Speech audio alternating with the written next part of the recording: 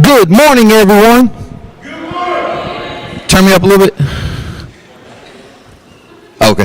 All right. So I want to welcome you all to Fairfield County. This is our county administration building. So within this building, you have basically the everyday workings of the county going on. All right. You have different departments like finance, human resources. You have the sheriff's office downstairs. You have my office. I'm public information officer, Gene Stevens. I forgot to introduce myself. You have my office, project manager. You have purchasing, community development. All of these different things that make the county run on a daily basis are up under this roof right here. Now, we also have different offices, different departments that are in other places around the county. You have like the Hahn building that houses EMS. You have, and it also is, I think it houses maintenance actually as well. But you have different hubs that actually, kind of run the county on a daily basis. Can anybody take a guess? How many employees do you think work for Fairfield County? This is just full-time employees. Just random guess. Don't be shy. You said 1,000? Not quite. It's we actually have a little over 300 employees that work for Fairfield County. That includes everything from building maintenance to public information officer, to finance, to HR, to sheriff's office, to administration. That literally, basically every single type of job you can think of, we have it in this county, and that's what operates this county on a daily basis. Just to give you some background about myself, so I have been in Fairfield County for 15 years. My first 7.5 years were actually spent at Fairfield Central High School. So at Fairfield Central, I was media specialist, and I coached football, basketball, and soccer, and loved it. It was a great time. 7.5 years ago, I actually left and I became the president of the Fairfield County Chamber of Commerce. And I actually have the new president here that's going to speak to you about the Chamber of Commerce, so I'm not really going to get into what they do. And then for the last 2.5 years, I've been the public information officer for Fairfield County. As a public information officer, my job is to basically talk to the media, talk to the citizens, get information out. I manage all of our social media sites. I manage our website, and I do a lot of other things as well, some employee relations stuff. I do a lot as far as the county goes. I actually, some qualifications. I have a marketing degree from Clemson, graduated in 2001. That has helped me to get this job. So, one of the things with a public information officer, most jobs will require you to have a college degree. All right, so now it can be a multitude of different degrees. It could be a business degree, it could be communications, it could be marketing, it could be a bunch of different types of jobs or degrees. Mine is in marketing, all right? So basically every day when I come in, and I usually get here pretty early, or at least work very early, and I work very late too, but I always check, the first thing I do is check and see if I have any media requests, all right? Do I have any news stations that want to cover a story that we pitch to them, want to cover something of some significance? Sometimes I'll pitch stories to them, be like, hey, we got something cool coming up, will y'all come and do a TV spot about it? Will you feature some of we just had some volunteers from the animal shelter go on WIS last week on Soda City Living to talk about a new program that we have here in Fairfield County. So my job is basically to put the story out about Fairfield County. I work with 15 different media partners, and we have a great relationship, and I love my job. I will say that. I love it. So kind of throughout this process, you're going to have some speakers. After a couple speakers, we're actually going to do a fun little trivia game. Now, I need y'all to keep this in mind. I need 2 volunteers from each school to play the trivia game. Then I need 2 volunteers from each school to do our mock county council meeting. We're going to show you how a county council meeting works, how different laws, ordinances, proclamations, and all that stuff, all that is done, how presentations are given, and these impact your life on a daily basis. You hear all the time about the federal government. It's in the news everywhere. Local officials, local elected officials, that is what basically runs your everyday life. These are the things that take care of your trash service, your roads, your property taxes. Those come from a local level. That is done right here in this building on this stage. So they have a very vital role in your everyday life. You're going to learn a little bit about it today. So I'm about to hand it over to our Deputy Administrator, Mr. Jonathan Burrows, and he's going to talk a little bit, and Here he comes. Just said everything. Good morning, Fairfield County students. Gene is the MC who just took about 50% of what I was going to say to you guys. But anyway, my name is Jonathan Burrows. I like to walk around when I talk. I know a good bit of you from the area. I'm born and raised here. I'll just give you my background real quick.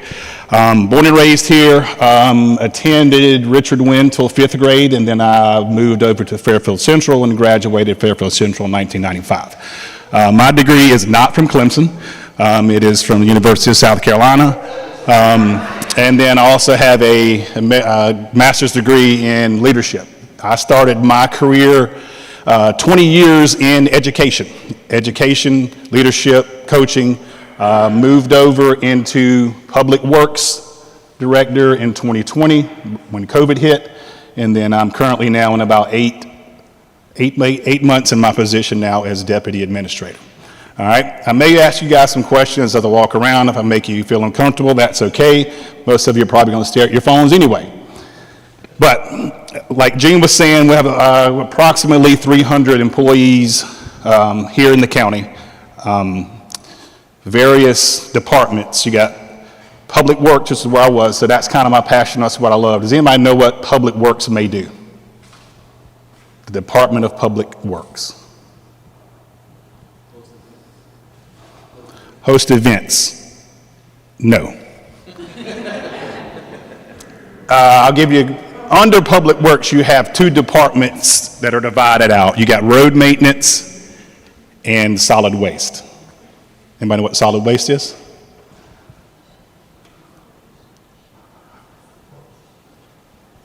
It's your garbage. Does anybody know where your garbage goes? Does anybody care? No, nobody cares. They just want it gone. So that's part of that department as well. So all your recycle centers, where you take your garbage, your recyclables, your white goods, your used tires, that department collects all that stuff and they get rid of it. You know, that's one of, in my opinion, one of the thankless departments that we have in our county. Because again, nobody cares where it goes, nobody cares how it gets there, they just want it gone. And trust me, when it's not, we get a call. I don't have anywhere to put my garbage or my limbs or my used batteries or my used cooking oil, all that, okay? The other side of that department is road maintenance. So here's where we kind of get into some gray area as well. We have about 212 miles of roads in the county that we maintain. Then you have the SCDOT, which is your main roads. They got about a little over 440 miles. So one quick question. We got 212 miles of county roads. How many people do you think maintain or work in that department to help fix these roads, potholes, pave them, dirt roads? You may have a guess of how many people that may take? 20. No. 50. There's 8 guys over there. Thank you for that response. Yes, we need more people in that department. But trust me, those guys over there, there's 8 guys, and that's what they do. Pave it, fix the potholes, cut the limbs, put the signs up. Because trust me, street signs, people steal them. Why? I don't know. Stop signs, road signs. Anyway, I'm rambling, but that's what I like to do. As we move on, you got building maintenance. You got which includes any issues that come about in any building that the county owns, down to your custodians who actually clean and keep the buildings nice and neat. Like I said, Gene took a lot of what I was going to say, but what my main point to you would be, if this is something you want to do, hopefully the people that come up and speak to you today, when I was your age, I had no idea what I wanted to do. I just had 2 parents that worked their butt off. Neither one of them graduated high school. So get with somebody that's got some drive and has some ambition in your life. If that's in your church, if that's in your neighborhood, that's in your family, get with those people. Hang out with them. See what they do. 1 or 2 things you might like, yep, nope, not doing that. then you can find something else. How many of y'all are involved in the career, attend the career center? Is it? Okay. There are a lot of jobs this day that working with your hands, you can make a ton of money. Those skills are going away. Nobody wants to do them. Okay? I may get in trouble for this, but that's fine. There was a big push of college. It's not for everybody. I got people in my family that are mechanics that make more than I make. Never been to college. But they had to learn a trade, they had to learn a skill, they had to have those skills to get their certification, like welding. Is anybody interested in welding? Electrician, HVAC? You can make a killing, okay? As I'm saying this, we're piloting an internship program here. It's going to be kicking off in the next year. So a lot of you, even, if you go off to college and come back here, we'll have an internship program that you can apply for and come and work in one of our departments alongside with our people. Finance department, could be administration, could be PIO with Gene. What Gene does, a lot of people don't understand what he does. Anything you see that comes out pertaining to this county, he's done it. Any press release, any news articles, any employee spotlights, any information from the county comes from this guy. I get emails at like 2 a.m. Hey, this is going out tomorrow. I'm like, Gene, go to bed. But that's the kind of people you want to surround yourself with, people that are passionate about their job, they take it serious, and they get stuff done. Our county is moving in a very, very positive direction right now. And some people don't get it yet, but I promise you, especially with the mayor sitting here as well of the town, things are moving in the direction that we haven't been in a while. Saw a hand here, yes.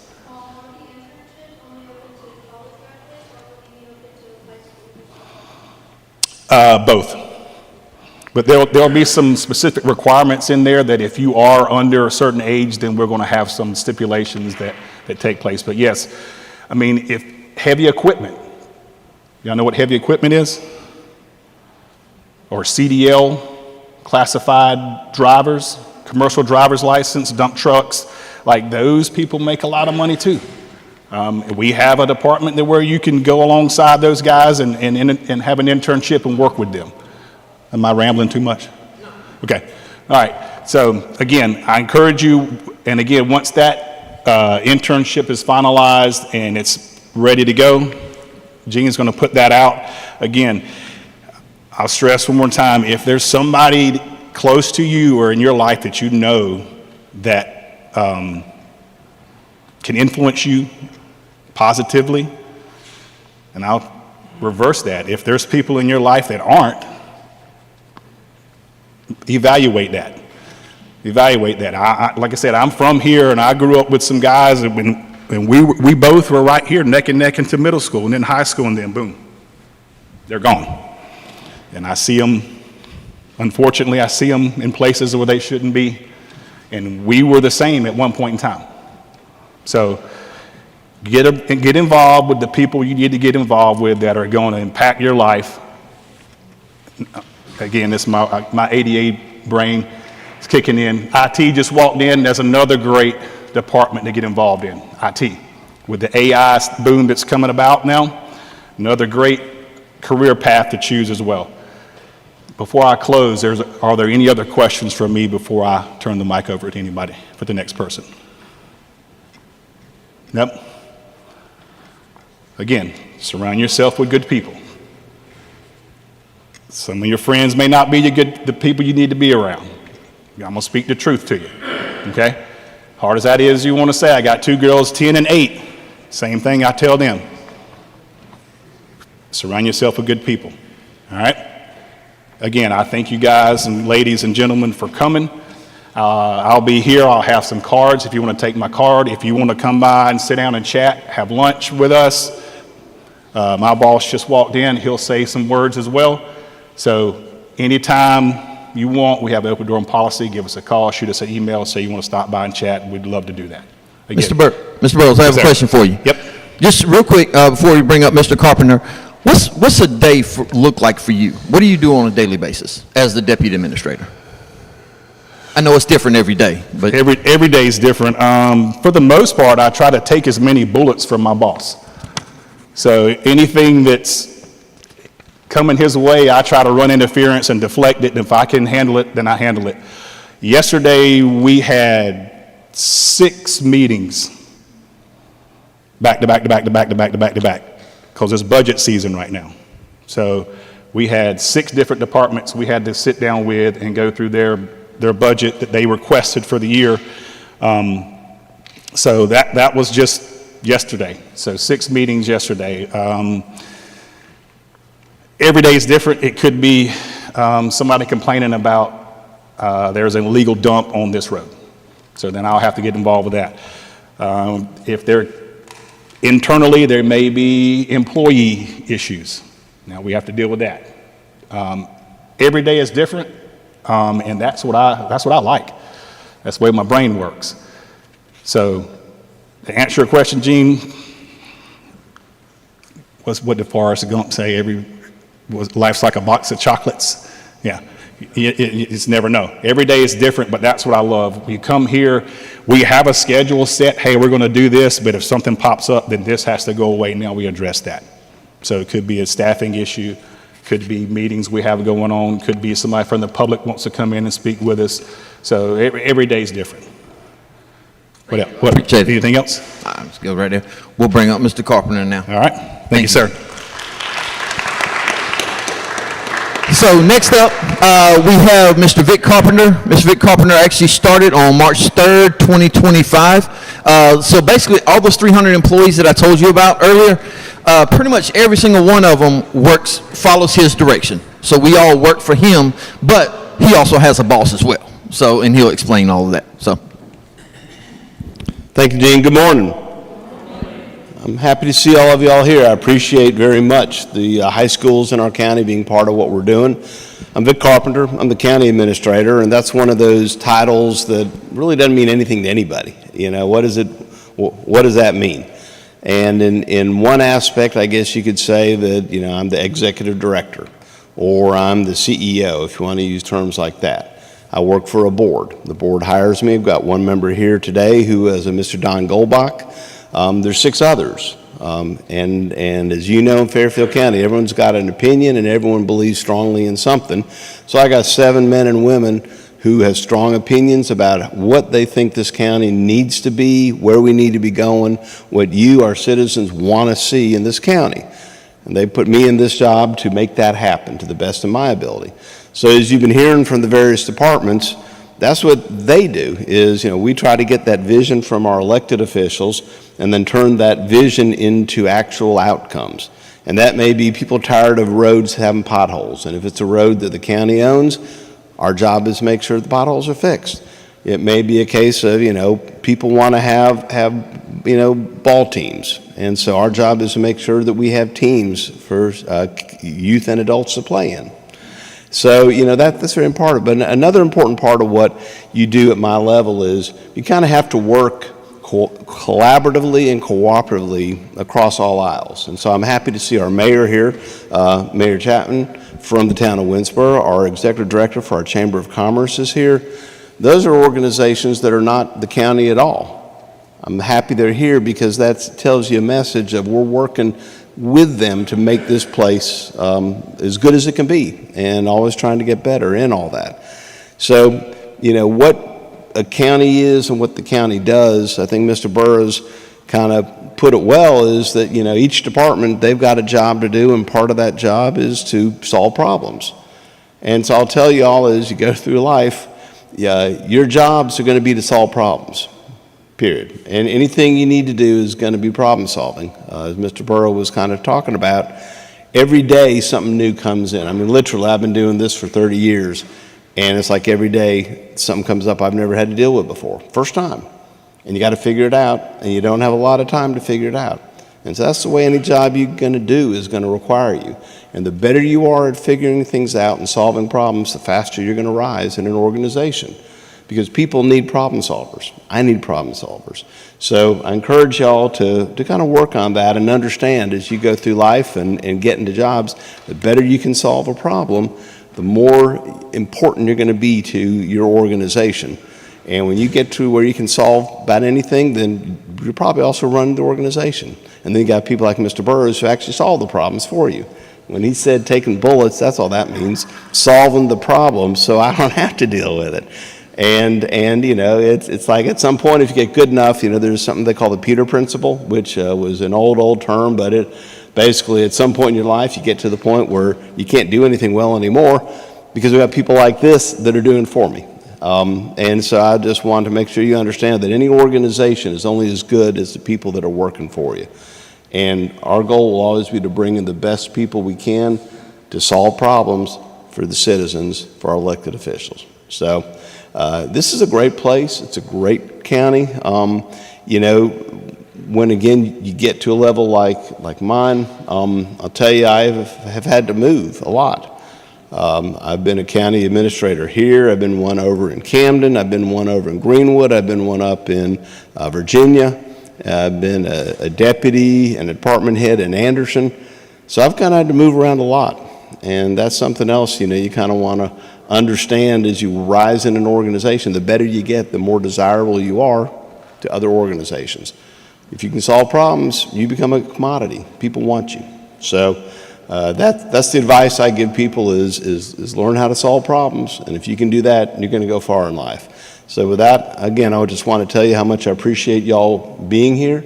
And thank you for what you do right now as students in our county and representing us, but also what I know you're going to do as you go through life. So thank you. Mr. Carpenter, I have one question for you. All right, so as far as your role, let's say if eventually one of these young people wants to go and be a county administrator or work their way, you know, let's say let's say working for government, what are the types of degrees, certifications, and things like that that would help them at least get their foot in the door and to be marketable? Well, again, first thing is can you solve problems?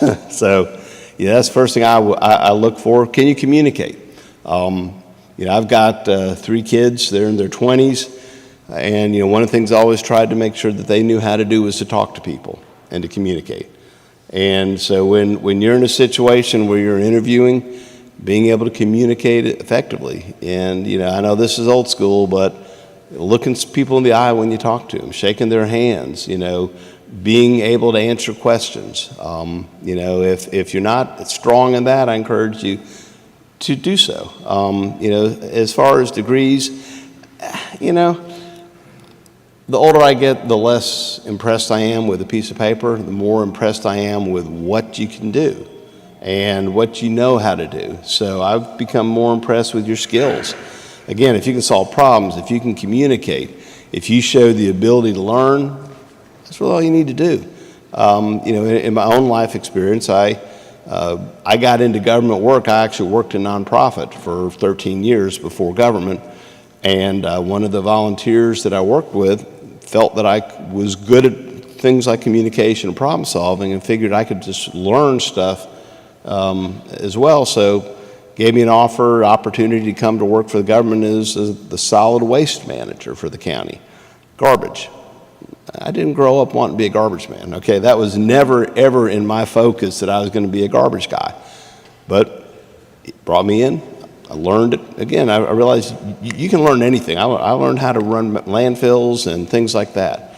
I didn't know how to do them, but I learned it. So, you know, I would advise, you know, that, you know, don't be afraid to apply for a position just because you don't know. Hopefully they're willing to look at you and you will be able to communicate to them your ability to learn those things about it that you don't know, and your skill sets you already have are what they need.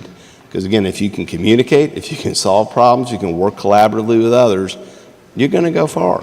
I'm just telling you, and I think more and more people in leadership roles are looking beyond that piece of paper. If you have a piece of paper, it doesn't really matter where you got it from. You know, it shows that you do have the ability to apply yourself, to show up to class, to get decent grades, which means that you've had to do some work, you've had to do some study. So, I mean, it does send a good message as well if you do have a piece of paper.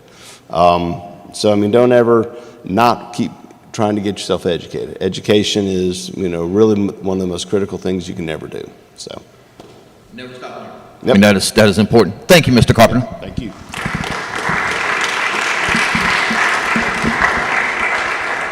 So next up, we have our Community Development Director. He's going to talk about all the things that community development does in the county. And I will say that that is a department that is kind of a catch-all. It is basically, if we're trying to find somewhere to put something, whether it be a project, whether it be I don't know, anything that's handled, they kind of catch it. But anyway, Mr. Joseph Toledo.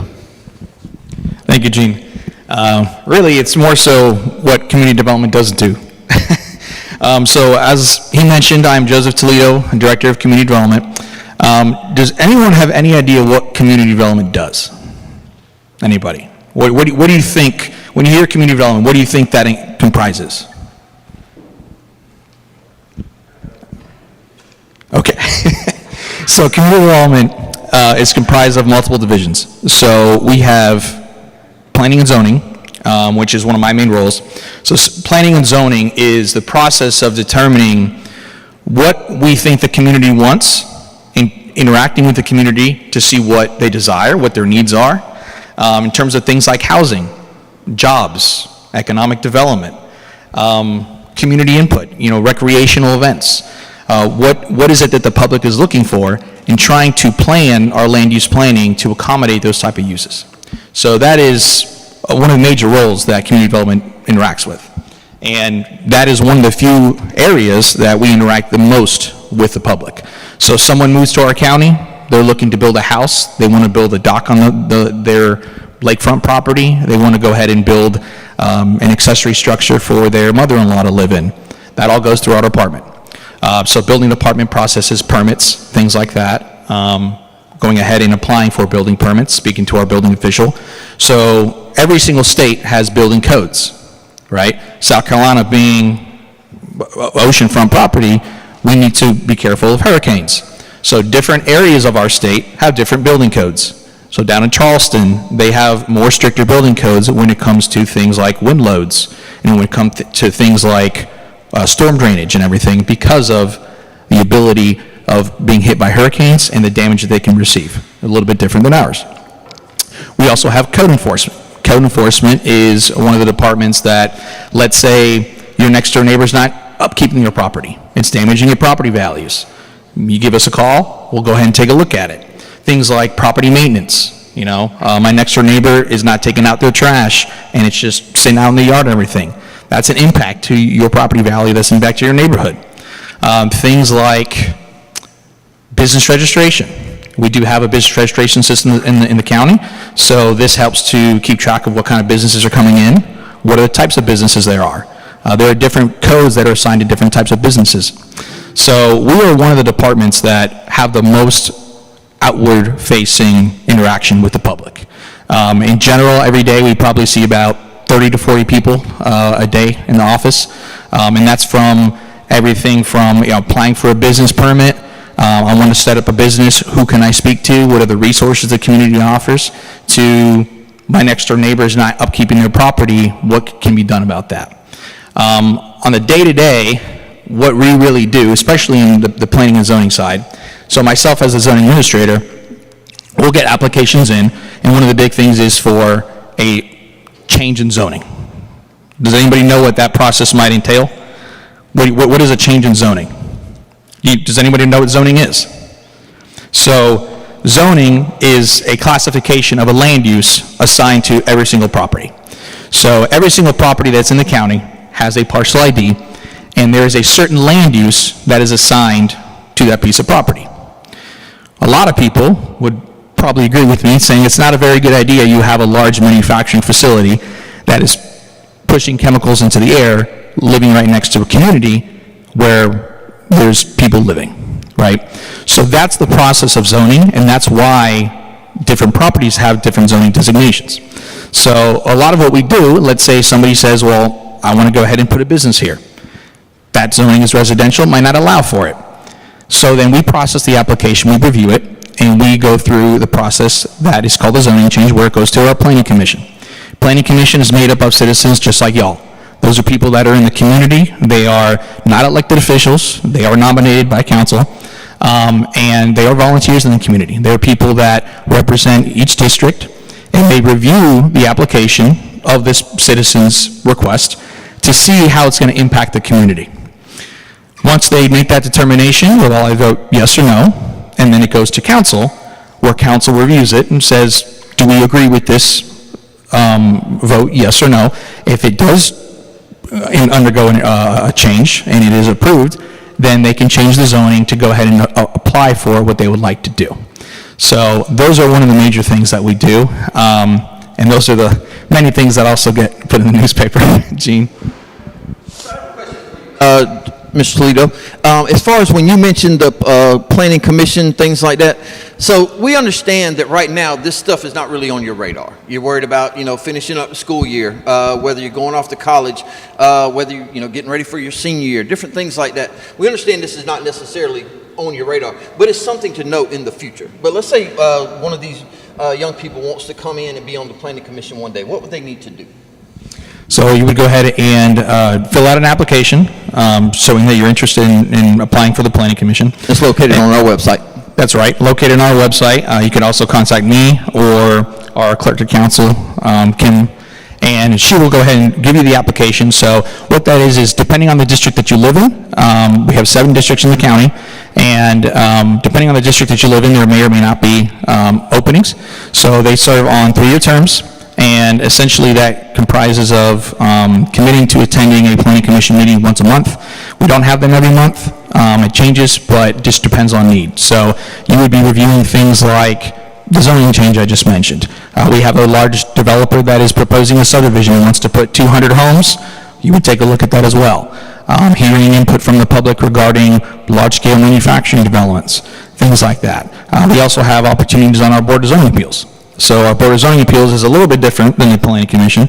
It's a similar fashion. It's also comprised of citizens in the community, and they hear appeals and variances that are being applied to by the public. So, for example, let's say someone wants to build a house on the lake, and the setbacks, they are unable to build what they want because the setbacks, they're unable to meet the setbacks based on the shape of their property, based on topography issues on their property, based on wetlands on their property. They can go to the Board of Zoning Appeals to make their claim saying, I should not be held to the same standard because I have this issue that I'm unable to. Things like appeals. We have a developer that comes in, says, I want to do this project. Our planning and zoning team, including myself, reviews it, and we say, no, based on the zoning, you need to change the zone or you're not allowed to do it. And they say, well, I disagree with that interpretation. I think it should be classified as this instead. Goes to the Board of Appeals so you can appeal the process. So it always makes sure there's checks and balances throughout the way, so not one individual person or one individual department has the ultimate end say. Thank you so much. And I will say this, throughout the day, if you have any questions while someone's speaking, just go ahead and raise your hand. You go ahead and ask if you have any questions that pop up. So I have one more question for you, Mr. Toledo. So with you being the Community Development Director, and this is also another Clemson man, what degree did you get that actually helped you with this position? This is a position that would require a college degree. So what degree did you get? So my background for undergrad is finance. And then for grad school is construction and real estate development. So before I came to the government side, I was actually a real estate developer. So I was on the other end of the applications that I'm receiving, applying to counties and local governments to apply for building permits and applications for subdivisions and developments and everything like that. So a lot of the degrees that are involved in our type of field would be urban planning. That's typically in schools such as maybe the School of Architecture or the School of Public Administration. And urban planning is really that planning and zoning, thinking about planning for the community, what future needs are, trying to future-proof our community. So thinking about things like, okay, well, looking at our population growth, over the next 10 years, we think we're going to have an increase of 25,000 residents, for example. Where are they going to live? What services are they going to need? They're going to need water, sewer, electric. We need to expand roads, recreational facilities. So that's the kind of program that is typically studied for urban planning. And then there's a lot of opportunities in our department as well, Gene, that don't require a college education, such as building inspectors. If y'all like to work with your hands, you kind of have an engineering mind, you like to see how things work, you like to be out in the field, a building inspector is an amazing career. There's a big shortage right now in South Carolina. They do not require a college education, but they do require some training. And that would be the individual that goes out to a property, takes a look at the property, seeing if it's being built according to the engineering standards that were submitted, and if it's meeting South Carolina Building Code. That's a very good way to make a living. You can start in the mid-50s to low 60s with most jurisdictions without a college education. And that position is open right now. That position is open right now, yes. I do have cards in the back, on the back table. If you have any questions, you have any questions about your community, want to see what's being built in a certain area, you have any questions about what we do, feel free to give me a call, come and visit us, we'll always be open. Thank you all. Thank you, Mr. Toledo. So next up, we have our sheriff's office. So we have the chief deputy, Mr. Brad Douglas. He's going to come and talk to you a little bit about how the sheriff's office runs on a daily basis and just give you some information about that. Thank you. How are y'all this morning? These are all seniors, right? Mixture? Okay. Y'all should be smiling. Wouldn't you be in class right now rather than be here? You think y'all would rather be here.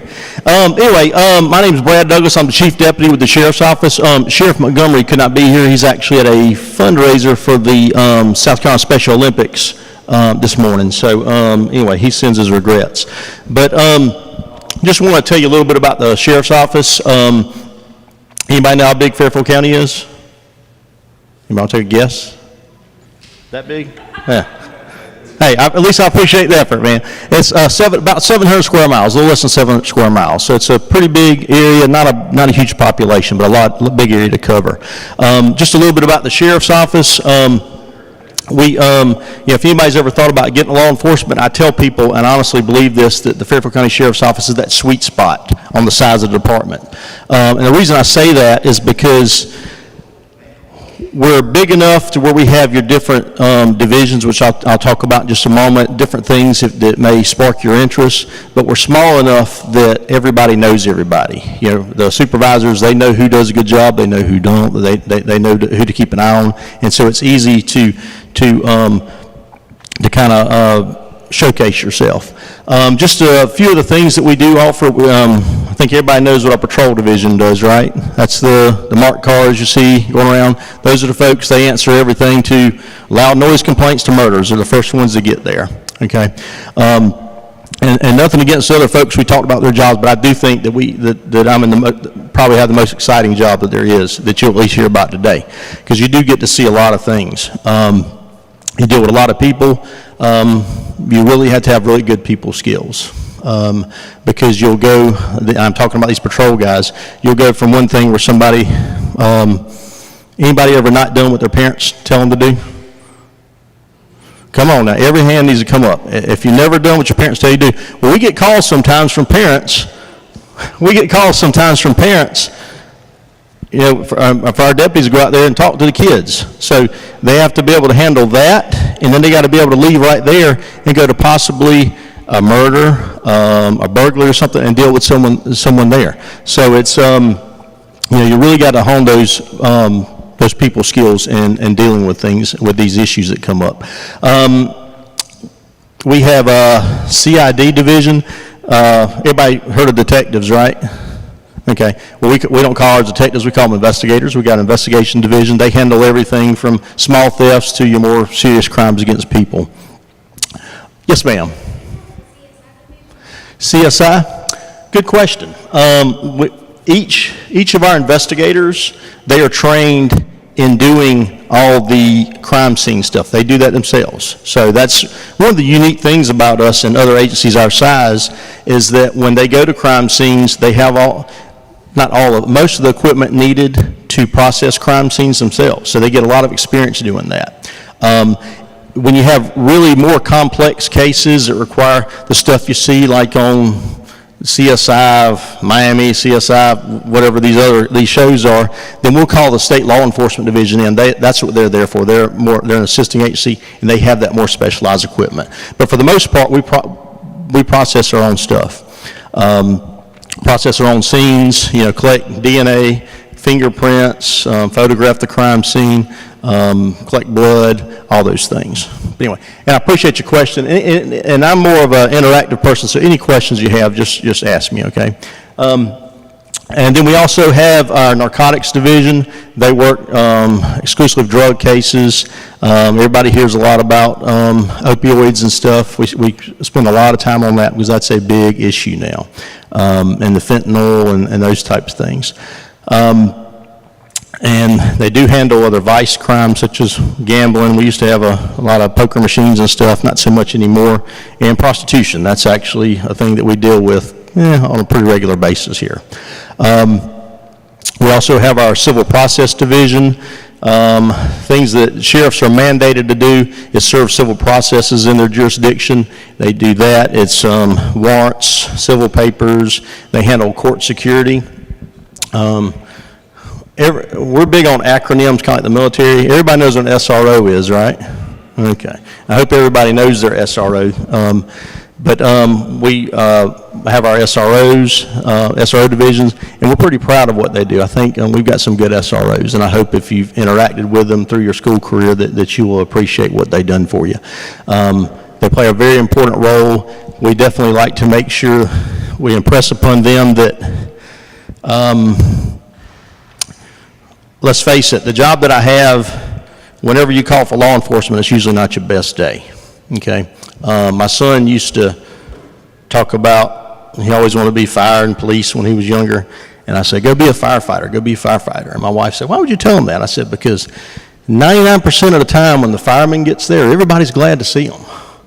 Well, 99% of the time when we get there, people aren't glad to see us, and that's kind of an uphill battle we fight, and so we really like the fact that our SROs get to interact with kids at a younger age to see that, hey, these are people, and it's not just the bad guy that shows up whenever mom and dad are fighting or where this happens or something. So we do think that's so important to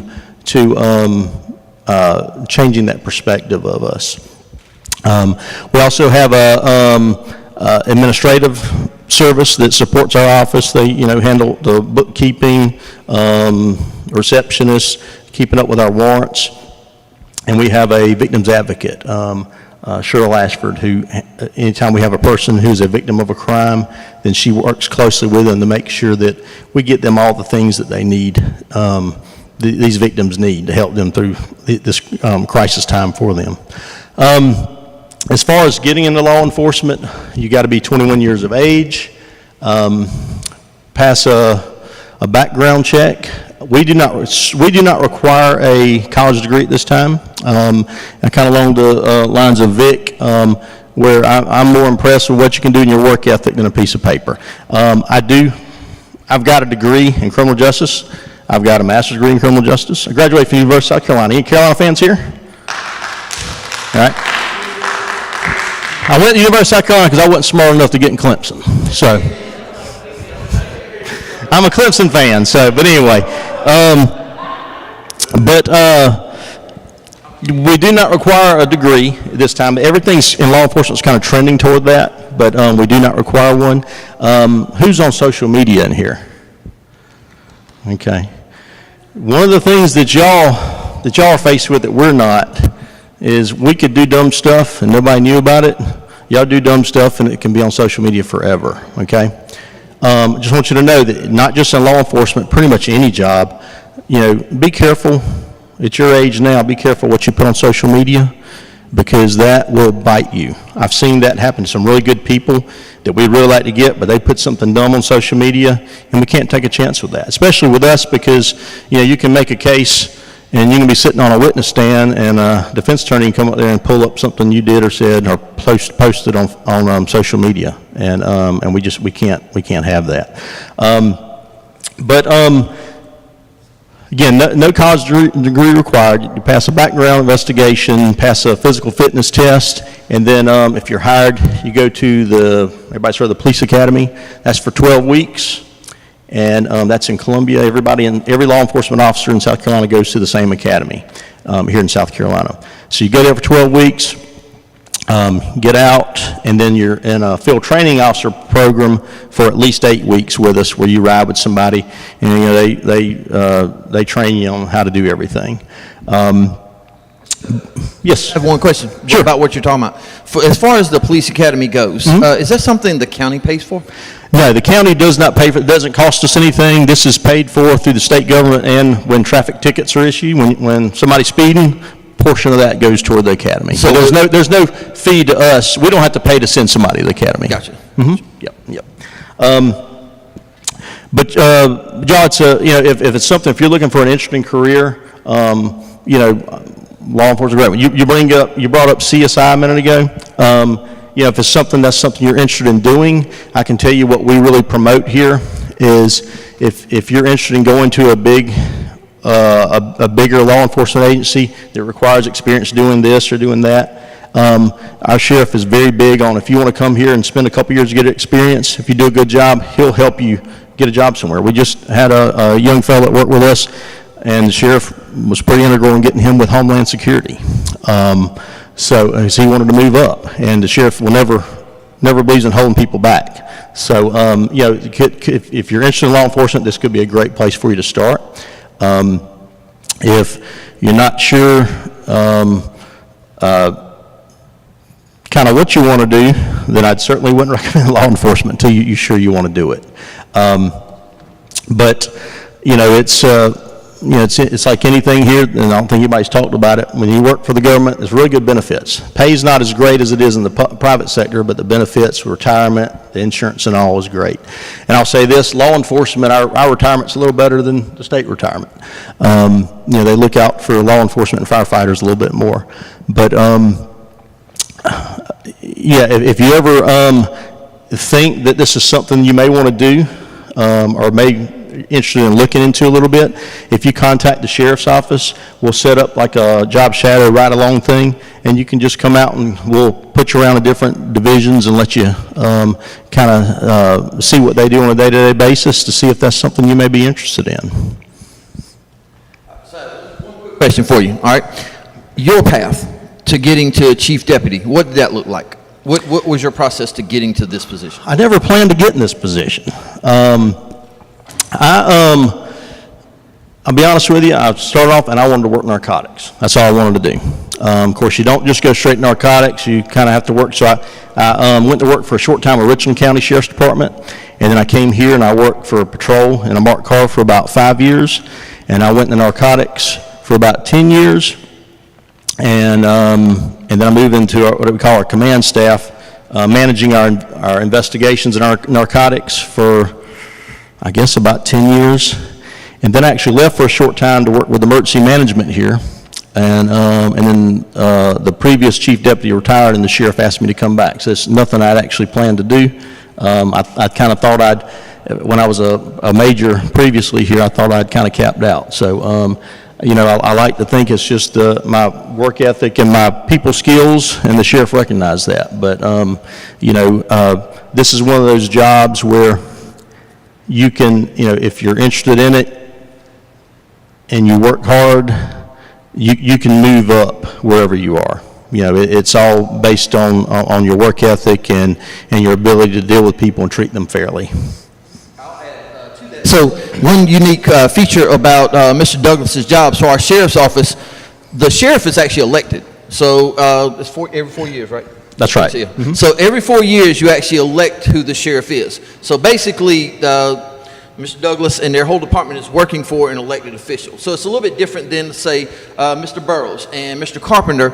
They're hired positions. So those positions are hired by county council, but it's just a unique position where you work for an elected official. So it's a little bit different. That's correct. Yeah.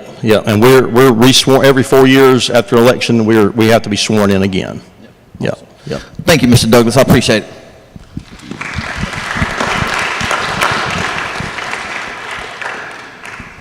So next up, we have the Winsboro Town Mayor and Mr. Demetrius Chapman. I'm going to let him talk about some of the great things that's going on with the town of Winsboro. But also, you have to look at it as, when you look at a county, you have your county, but you have municipalities within that. You have your Ridgeway, your Winsboro, your Jenkinsville, that have their own governing bodies. You have a mayor, you have town councils, things like that. They make the decisions for those in town, like in these areas, like in close to town. So at this time, I'll bring up Mr. Demetrius Chapman. Good morning. Good morning. Y'all got to get spunky. Y'all got to, yeah, that's what I want to hear. I tell everybody, this right here, I never thought this would be happening with me, because I never thought this. I'm Demetrius Chapman. I'm actually from Ridgeway, South Carolina, by way of Winsboro, but I grew up in Winsboro. I stayed in Ridgeway, all my mom's family from Winsboro, so she made it her business to make sure we knew about Winsboro. Graduated in 2003. How many of you all remember saying, when I graduate, I'm leaving Winsboro and never coming back? We all have said that. I left. I had a good ride going on. Then 2018 came, I got a brain tumor. So the doctor said, well, this is probably about the end of it, because you got to have surgery, which is 90-10, a vegetable, and you won't have quality of life. So they started to sign up for state retirement and all of that, which I didn't let them do it, because I was like, I'm not dealing with this. So I sold my home, moved to Winsboro, had the surgery. Surgery was amazing, went great. I bounced back in a record. They said 6 months. By week 3, I was up, eating and walking and talking. And then I was like, Winsboro has nothing going on. How do you all live here? When I left here, we had everything. We had Mack trucks, we had things to do, we had food, we had what it was, the little elite place, what did they used to be in the elite building? Skating ring, it was everything going on. So I was like, how do you all do this here? So in talking, I didn't know who my city council rep was. They was like, oh, it's such and such, but he never comes to the meeting, so we don't know what to tell you. So I'm like, what? So once finding that out, that's when I saw a sign saying the seat for the council seat was coming up. So I went out, started to talk with folks, petitioning, because we do by petition. We don't have a filing fee. Petition is meaning you have to get a certain number of residents in your district or your area to sign your petition. So you have to go around and talk to them about what you plan to do and then get them to sign your petition. Is that easy? No. Some folks don't want to entertain it. Some folks say, I'm not interested in what's going on because nothing's going to change. So you run a risk, you'll spend 10 minutes trying to appeal one person, giving them your ideas, and they still may not sign your form because they say that's just not something they're interested in. So I gained my signatures. I actually only needed like 42. I ended up getting like 107. So the election day came, I won the election, and that's when the real work started. So when I got on council, I come in, I'm like, let me go back again. I actually went to South Carolina State University. I have a bachelor's degree in economics with an accounting minor. So and I finished in 2007 and graduated from high school. And at that time, it was kind of hard to get a job. So I saw the PACE program. So I'm gonna do the PACE program and start teaching. I took the PACE, got my certification, taught for 6 months. That was not for me. And it wasn't for me because the money at that time in 2007, I think I was at Ruffin Middle School and I was making $21,000. And I was like, I can't pay a mortgage, I can't pay anything with that. So I quickly had to leave that alone and I went elsewhere. And that's when I got a job at the institution, South Carolina State University, where I'm working now, where I'm director of Title III programs and an assistant professor in the School of Business. So that worked for me. So I tell folks, the mayor is not my day job. You have to have a real job when you've been in it. You have to have a real job because the mayor doesn't pay much. But to get back to when I was saying, what did I stop at? That's the short-term memory loss with the brain tumor. It comes and goes, but I still function. Okay, yeah. And so when I got on, thank you, Gene. So when I got on council, I was like, I was reading everything. I had them print out everything. So I wanted to know how everything operates. I was new to politics. They was like, oh no, we don't do that. We don't do that. You don't do what? This is an ordinance you're required to do that, where we just go on with the go on. So we don't come on and I said, oh no, that's not going to work with me. I said, I'm not going to be that councilman, so I'm going to be one that you are probably not going to like. So after about 6 months on council, I started looking and seeing what other cities and towns do and recommendations. And so they started gravitating with me. So they was like, oh, okay, we like this. Okay, let's do this, let's do that.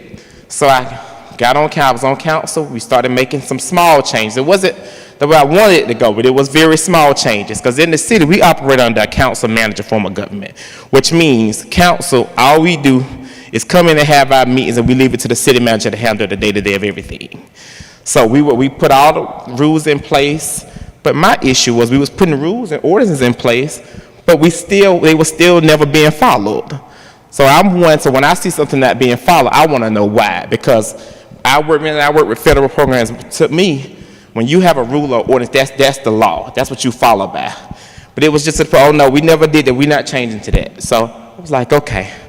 So I'm still being quiet because I'm still new. As a new person, you don't want to piss anybody off. You don't want to go in and ruffle any feathers. You want to come in and do the work, but you want to, because when you do work and you ruffle the feathers, sometimes the community will. You have council members and they will get to the community, and community be with why are you changing this? Why are you changing that? So one thing I do is go out and talk with, I'm out in the streets all the time talking with everyone. So when I was going, they were saying what they liked, what they didn't like, the issues that they have. So I was starting to make the little small changes. So after being on council for about, right at 4 years, I said, okay, I think I want to take the run for mayor. So when the mayor time came up, again, I had to go back to the petitioning pool. But the problem this time, where I had to have maybe 40 the first time, this time I had to have about 200. So that's really when instead of just focus on one district, you had to focus on all 4 districts. So that means I was going to I had a little note card and a little agenda. I'm going to hit this SWAT this day. I'm going to hit this one this day. And I ordered the list. We had a lot of folks how many of you all are registered to vote or ready to register to vote? That's the key thing. When I ordered our list for registered voters, we had folks that was registered to vote, but they hadn't voted in the last 8 to 10 years. We had some that were registered to vote, but their voter registration was inactive because if you don't vote in a certain number of years, they revoke it from you. So you're registered, but you're just not active to vote. You have to go back and sign a form to get reactivated. So I actually had to have about 240 on my actual petition list.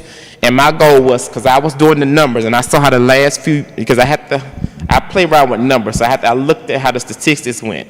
So I looked at the last few mayor races. They always, the candidate that won always won by at least 350, 400 votes.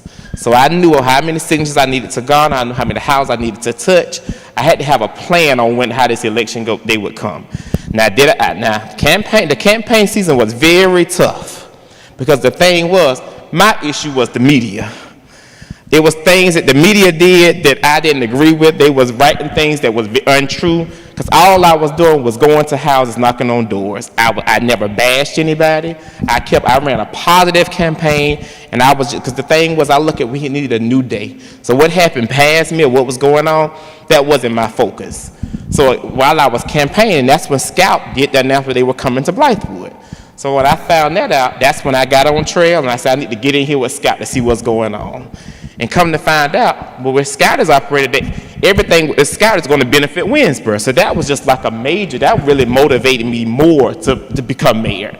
Because now we have an opportunity to get growth, to move Winsboro forward. Because right now, when I tell you developers and business owners are calling every day, all day, when they want to come to Winsboro, they want any possible land, they want to come in and do something with Winsboro. It got to the point where we've actually annexed down. We're annexed now. Currently we were 3.25 miles, which is a very small radius.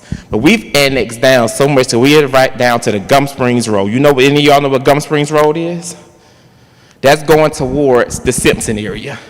So once development comes, we're going to be from where we are now, we're going to be all the way down to the Gum Springs Road, which you know what that means? More jobs, more people. So it's just growth that I tell folks.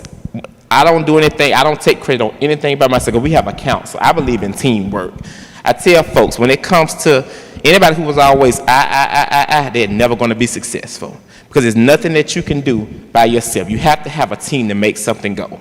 So I tell folks, I'm the mayor, but I cannot do it without my city manager, my council members, without the constituents. I'm very one to know what people want to talk about. So I'm always, if your parents may know, I'm so on social media every day, all day, writing and posting and updating. Because the thing is, it's your money. We own our own utility company, which is the water, sewer. We buy electricity from Dominion. We do it all. So that's where our revenue comes in. But the thing is, that's your money. And like I tell folks, now, the complaints we get every day is about the light bills. How many of y'all stay in Winsboro? Oh, not me. I'm sure you all hear your parents talk about the electric bills and different things. Like we tell folks, those are bills you have to have your water, your sewer, your electricity, your gas, all of that makes up how you live every day. And one thing about that, some of those we can't control. Like the natural gas, that's a pass-through service. When the natural gas company give it to us, we pass it along to you all. So it's nothing we can control. Like the month of February, their rate went up to about $95 a therm to heat natural gas. So when the bills came out, social media gave it to me. They was on there tagging and posting, why is my light bill $700? My gas is $445. You all are stealing our money. No. Let's have dialogue. We're not stealing your money. When it was cold, it was 20 degrees during those days.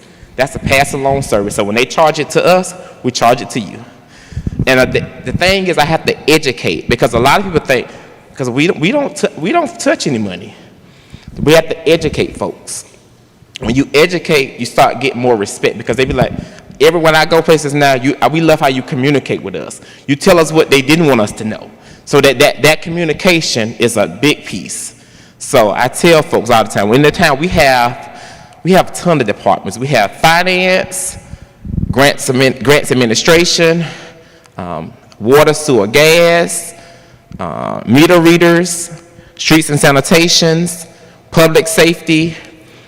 Public safety also includes our fire department as well, because of the city, we have to operate. So all of our police officers, in order to be a police officer in the town of Winsboro, you must be fire trained as well. So which means you have to work fire and streets.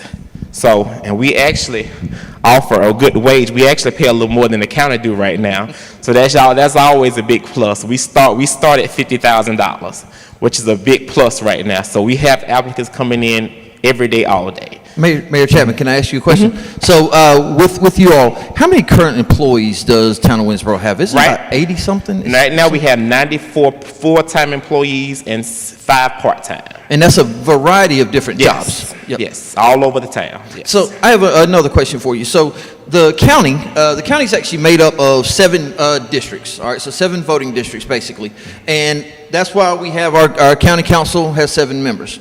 Now, the town is actually structured a little bit differently. So I believe you have 4 districts. We have 4. Mm-hmm. So basically everything within the town limits. So that's right in here pretty close. And there are a lot of areas where you would think it's town limits. It's not. No. Like a lot of property on the other side of the bypass where 321 is.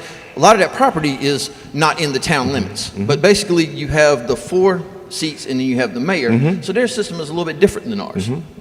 And I'm glad he said about the bypass. Like, you people think like McDonald's is in the town. How many of you all saw the new gas station coming as they're building? I've got so many emails. Why do we need another gas station in Winsboro? I said, that's not the town of Winsboro. We don't have anything to do with that. We don't do any permits with that. That's not us. But that's one thing I'm talking about within the most recent as this morning. I got an inbox. Why are you all putting another gas station? Not the town. Well, how is that not the town is in Winsboro? No, that you have to know how it's made up. And that was another thing. When we were having the election, people think because they live in Winsboro that they're in the town of Winsboro. No, that's why I say I have to always educate folk. Just because you live, just like if you live in Columbia, you may not live in the city of Columbia. Everything you have to have. You have a town, and you have to have limits. So our town limits is everything. You can, if you annex and you touch an area that's near you, you can annex in anytime you want. We've done a ton of annexations. I think at one time, you remember at Gene, we were annexing 5 and 6 properties a meeting. Everyone wanted to come to the town because the thing is with annexing, the key word was you get lower utility rates because you're in town, you get the thing. But the thing is, when you come in town, you get trash service. Now, when you come into town, you got to comply with what we have going on. So we've strengthened our ordinances. Our ordinances are in place now. So one time they were just there, just on the books. They didn't have any. I'm talking about they hadn't been modified or even looked at since 1980. So we're in 2026 operating on something that was last modified in 1980. Everybody talk about the downtown. Our downtown, we have a dozen of vacant bid properties, but we're actually working with that. We've come up with the registry now for all of our properties downtown. You have to have your building looking like it's, even if it's not open, it needs to look presentable. So I've been getting a lot of slack from a lot of businesses that don't live here because they pay their taxes on the building and they think they can just keep it like it is. Some of these people, one lady said she hadn't been here since 2011. She don't know what the building, how does it get there? I said, you own it, you tell me. So what are you doing with it? We just use it, we just pay the taxes on it and just have it so when my kids come out. No, you're gonna have to do better than that. I'm not telling you, I said, because you're in the downtown. I sent her a picture where it wasn't like that when I left. I said, you left in 2010, you say. So if you haven't upkeep something since 2010, we have a lot of businesses, but a lot of them now, we got a few earmarks about 2 or 3 years ago. So what we did, we was able to just purchase buildings. So we went to the owners and say, we just threw out a number, not knowing they would take it, and which works for us. So we're trying to do some amazing things in the town. Like we tell people, like I tell them, change does not happen overnight. It takes time. Like some people want change to happen immediately. It don't operate. Well, I used to think that same way. How many of you all think something are supposed to happen as soon as you all ask for it? Y'all don't think like that? Yeah. And the thing is, it don't. Sometimes when you have, in my world, I would say I want it to, but I know it can't happen. You got to get buy-in from constituents, councilmen. Everybody has to have a seat at the table and be able to put input. You have any questions? Oh, y'all got to ask some questions now. Come on. Y'all been looking at me. Come on. Talk. What y'all got? Come on. You got a question right there? Go ahead and ask. I know it's on your mind. Don't be shy. Come on. What about you in the gray right there? Oh, go ahead.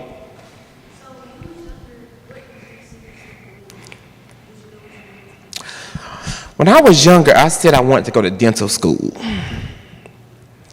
So then when I got up from the dental school, I said I wanted to go into nursing.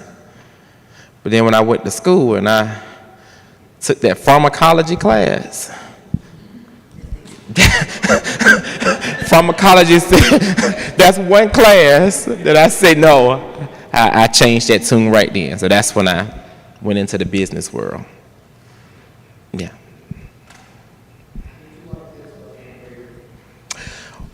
What I like best about being mayor, the thing I really like is the change that I make. Because like I said, I'm very positive with the people. Like I can turn I had a lady come in my office. She came in on 2,000. And I was like, this is my challenge here.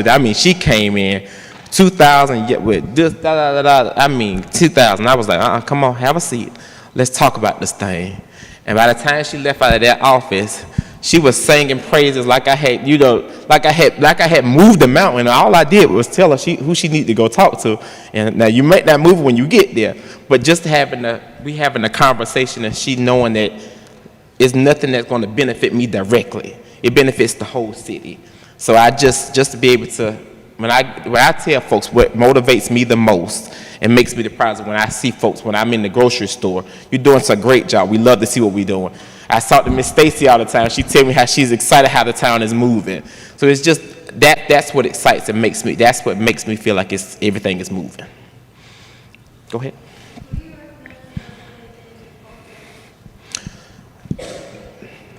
Just come to the meetings and just have the voice to want to be able to make the change. Anybody can run for politics as long as you're 18 years of age. and you're a registered voter, you can run. So you don't, as long as you're 18, you can run for any office. And that's the thing we need. We need more people to run for office. 'Cause like I tell folks all the time, folks will always tell you what you need to do. And I'd be like, well, you need to run for this. Oh, no, I'm not doing that now. So that's that we need more folks to run, to be in these seats to know, because I can't do it alone. And we're going to have several seats. So just as long as you're 18 and you have the desire to make the change, go for it. We have to go for the next few years, that we're thriving, and we need to be better than we was when I left here 20 years ago. What do I go for Winsboro? So the goal is to get us back thriving. And because right now the town and the county has a great relationship. For years, they said the town and the county, they were like oil and vinegar. They just didn't mix. They didn't talk to the county council people. And I was like, how do you all operate? We all in one county. You got to talk with them, because if we prosper, they prosper. Nobody will be successful without it. It takes everything being successful for something to really work. So that's the biggest thing.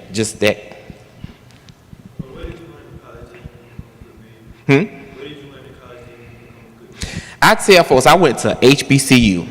Anybody know what that is? You know what that is? Historically Black College and University. When I tell you, that gave me life skills, because I tell folks, now I was one of those children. I was a spoiled child. My mom and dad gave me everything. I didn't really know nothing about how to do nothing. So when I went to college, I actually fell out with my dad when I went to college, because the thing was, my dad was military. And y'all know, this man did not let he get his military benefits when I went to college.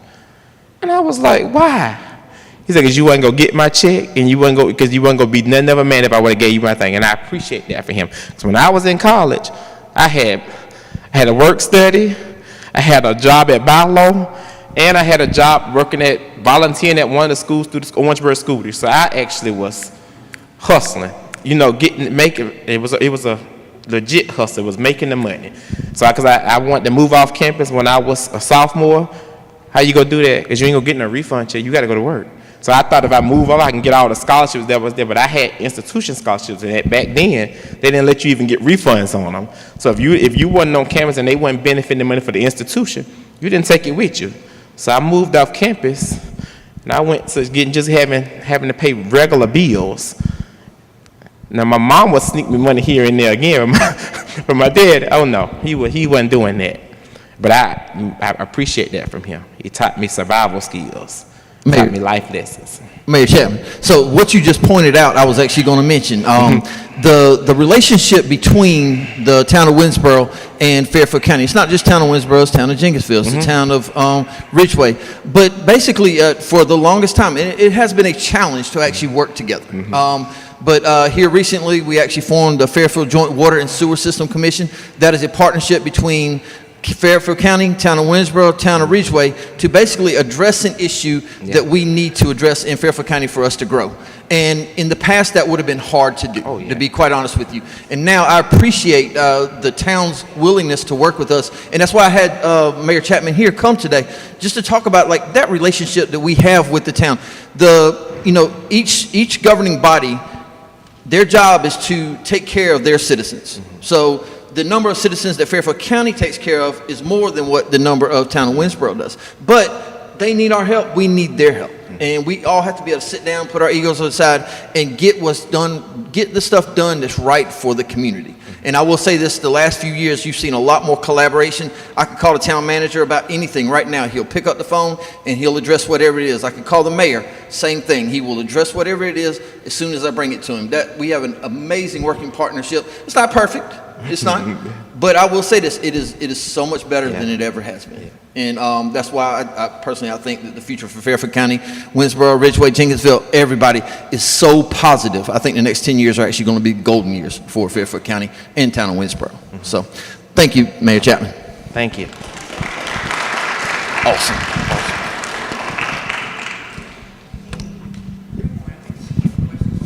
Oh, did you have one? Yeah. No, I was just going to ask you how you balance like both your jobs.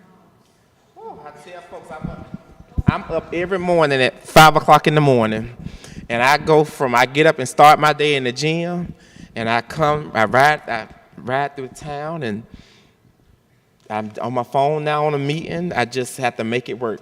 The good thing about it, when I became the mayor, my president, he called me, and I thought he was about to get ready to say, he was like, I see the work you're doing, so I got remote days that I can work from home. So if they come to my mayor office, they'll see me on my laptop because I'm getting it done. As long as I get my 37.5 hours in every week, it works, and I make it work. So it's been, as long as you got to have a good boss to do that. Some bosses would have been like, no, we just gonna let you got the big hit, make sure you hit 8:30 to 5 every day. But luckily I had a good boss, and I make it all work. And you were at a meeting in Columbia this morning. I was. I actually had a meeting it was supposed to start at 7:30. I was there because one thing, I'm always usually late to places. So I was there at 7:30 this morning. It was raining like crazy to get there because it was a mayor's breakfast, and we was going to be able to meet with some House representatives. When I got there, I was like, it was only 2 of us there. And they made an announcement where a lot of the mayors are stuck in traffic because the rain is so bad. So we're going to come back at 10:30. And I said, okay, I'll see you all next week. So I just contacted my representative and said, I'll come and meet you all next week. But yeah, I've been up since 5:30 this morning. Thank you, Mayor Chapman. No problem. All right, next up, we have, so this is what you call an NGO. It's a non-government organization, but basically they're a big partner for the Fairfield County. So the Fairfield County Chamber of Commerce has been in existence, I think, since 1946. But basically, they do a bunch of different things in the county. They wear a bunch of different hats, but they work very closely with Fairfield County. And I will introduce Mr. Stacy here. She is the new president of the Fairfield County Chamber of Commerce. Thank you, Jim. Hello, all of my little sunshines out there. Is everybody awake? Okay, all right, just checking. I'm Stacy Hare. I am the president of the Fairfield County Chamber of Commerce. I actually have the funnest job in Fairfield County. I've also got probably one of the most diverse and multifaceted jobs in Fairfield County. What schools do we have here with us this morning? Fairfield, Richard Wynn, and Fairfield. Okay, all right. So a little bit about what Chamber of Commerce does. We are, like I said, we wear many hats. We work with local businesses in the area. That's one of our primary functions, is to work with local businesses to help them gain visibility, help them network, get the name out there so we can get business to start increasing for our businesses here in Fairfield County. We do that in a lot of ways. We do that through promotions through marketing, digital marketing, whether that be social media, our website, or actual in-person networking meetings where we kind of get those people set up with other like-minded business owners in the county and even outside of the county, because a big thing right now is for us to extend outside of the county, which is another aspect of the job that we do, is tourism. Tourism is not exactly what everybody thinks it is, but there's a lot of moving parts to tourism. Everybody thinks tourism is just travel. Yes, it is. And what we want to do is get people to travel outside of Fairfield County to come to Fairfield County. With that, we have Lake Wateree. We see a lot of visitors at Lake Wateree every year, whether that be fishing or boating or anything in between. We also have Lake Monticello, which offers the same. A lot of you may know about Carolina Adventure World. If anybody rides any kind of motocross, four-wheeler, side-by-sides, anything like that, that's one of the places that, we see a lot of tourists come into town. We have the Rattlesnake, which is our new mountain bike park. That's bringing people in from all over the area. We have the Palmetto Trail. We have the Railroad Museum. We have a lot of other local museums. And those are just our bigger tourist areas. But there are a lot of smaller things that are involved in tourism too. Little local places that maybe people don't think about. Little restaurants that are, just here in Fairfield County. So we work to promote all of those places. The more folks we can get to travel into Fairfield County, the more it helps all around. That brings in tax money, that brings in opportunities, ways that we can expand other departments in Fairfield County. So that's another thing we do. We work with community development. A big part of what we do is also advocacy. Advocacy for small business owners, advocacy between government entities. And the cool thing about what I do is I actually get to work with all of these guys. So everybody that you see here today, I get to work with everyone on a regular basis, and that is a lot of fun. My days are never the same. They are always different. I really love what I do. One of the best things about the job that I do is I get to meet so many new people on a regular basis. I was at the Scout plant a couple of weeks ago where I got the opportunity to spend some time with Governor Henry McMaster. I get to work with Mayor Chapman a lot. I get to work with Gene a lot. Mr. Joe Wilson. There's a lot of unique people. Another person that's going to be speaking with you today is Ms. Courtney Jackson. Courtney is actually from Senator Tim Scott's office. So I've been doing a lot of one-on-one work with Courtney Jackson lately, which has been a lot of fun. So we get to meet so many new people. We also get to help a lot of people, which was one of the main reasons that getting this job was so important to me. I have a strong desire to serve. I have a strong desire to see people happy. And in this line of work that I've got, I am able to do that. When you think about the Chamber of Commerce, though, in regards to how, it compares with government, think of the Chamber of Commerce as the bridge between business and community and all the government entities. We are kind of that bridge in between, so we work closely with both. You can. So as far as what she's talking about being that bridge, one of the roles that the chamber does play is being that middleman for a lot of things going on. It could be a business contacting us about wanting to come here, and they'll send them to the county if they need to get a business registration, or let's say the town if it falls into the town limits. So you connect people, and like Mr. Carpenter mentioned earlier, you all are problem solvers. You really are. The chamber is a problem solving organization. People come to it a lot about, hey, we have this, how can we fix it? And the chamber is always at the table and giving good ideas. So that's one of the cool things that the chamber does. Like you get to actually contribute to the community. You really do. So, and just to kind of play off what you're saying with that, it's not even just businesses that we help. We actually work deep in the community. So I had the opportunity a couple of weeks ago to spend some time with our seniors here in Fairfield County at the Council on Aging. That was probably one of the funnest days that I have had. They are so much fun, but they actually had a major concern that they brought to the table. Our post office here in Winsboro has no ramps. It is a steep set of stairs to get in, and that is the only access point for these people. And everyone said, hey, what can we do about this, because we can't get in. We can go to the back door, we can knock, but they don't hear us. I mean, and these are elderly people, and guess what? Every one of us in this room one day are going to be elderly people, and we're going to need someone to advocate for a problem similar to that for all of us. So I started thinking about that, and I thought, you know what? That's on a federal level, because that's the post office. That is the United States Post Office. So not only does the Chamber of Commerce get to work with local and state government, we also at times work with federal government. Ms. Courtney Jackson and Senator Tim Scott's office.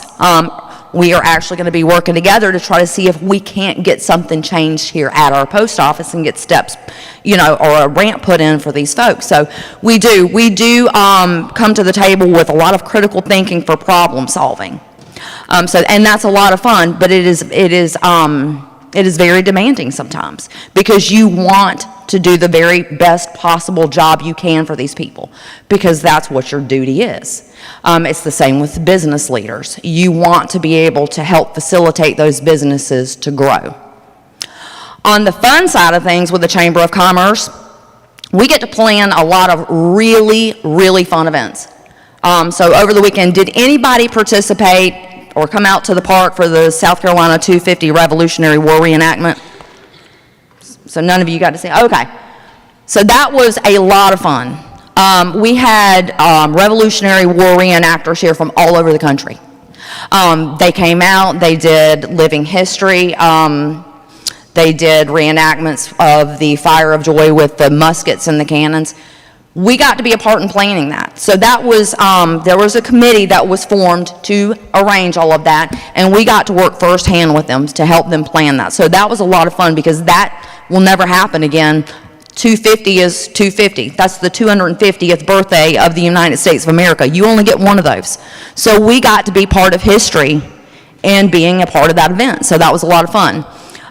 We also do Rock Around the Clock every year. Does anybody ever come out to Rock Around the Clock? Okay. So some of you do. We do Rock Around the Clock every year. We do a summer concert series where we have a concert at the Clock Tower every last Friday night of the month through May, June, and July. This year, we're actually working on a 4th of July show, which, to my knowledge, Winsboro has never had, or Fairfield County.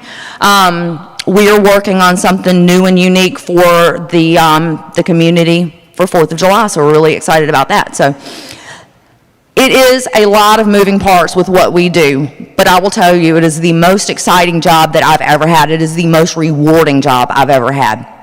And if you have a desire to serve your community in a large array of ways, this job is perfect.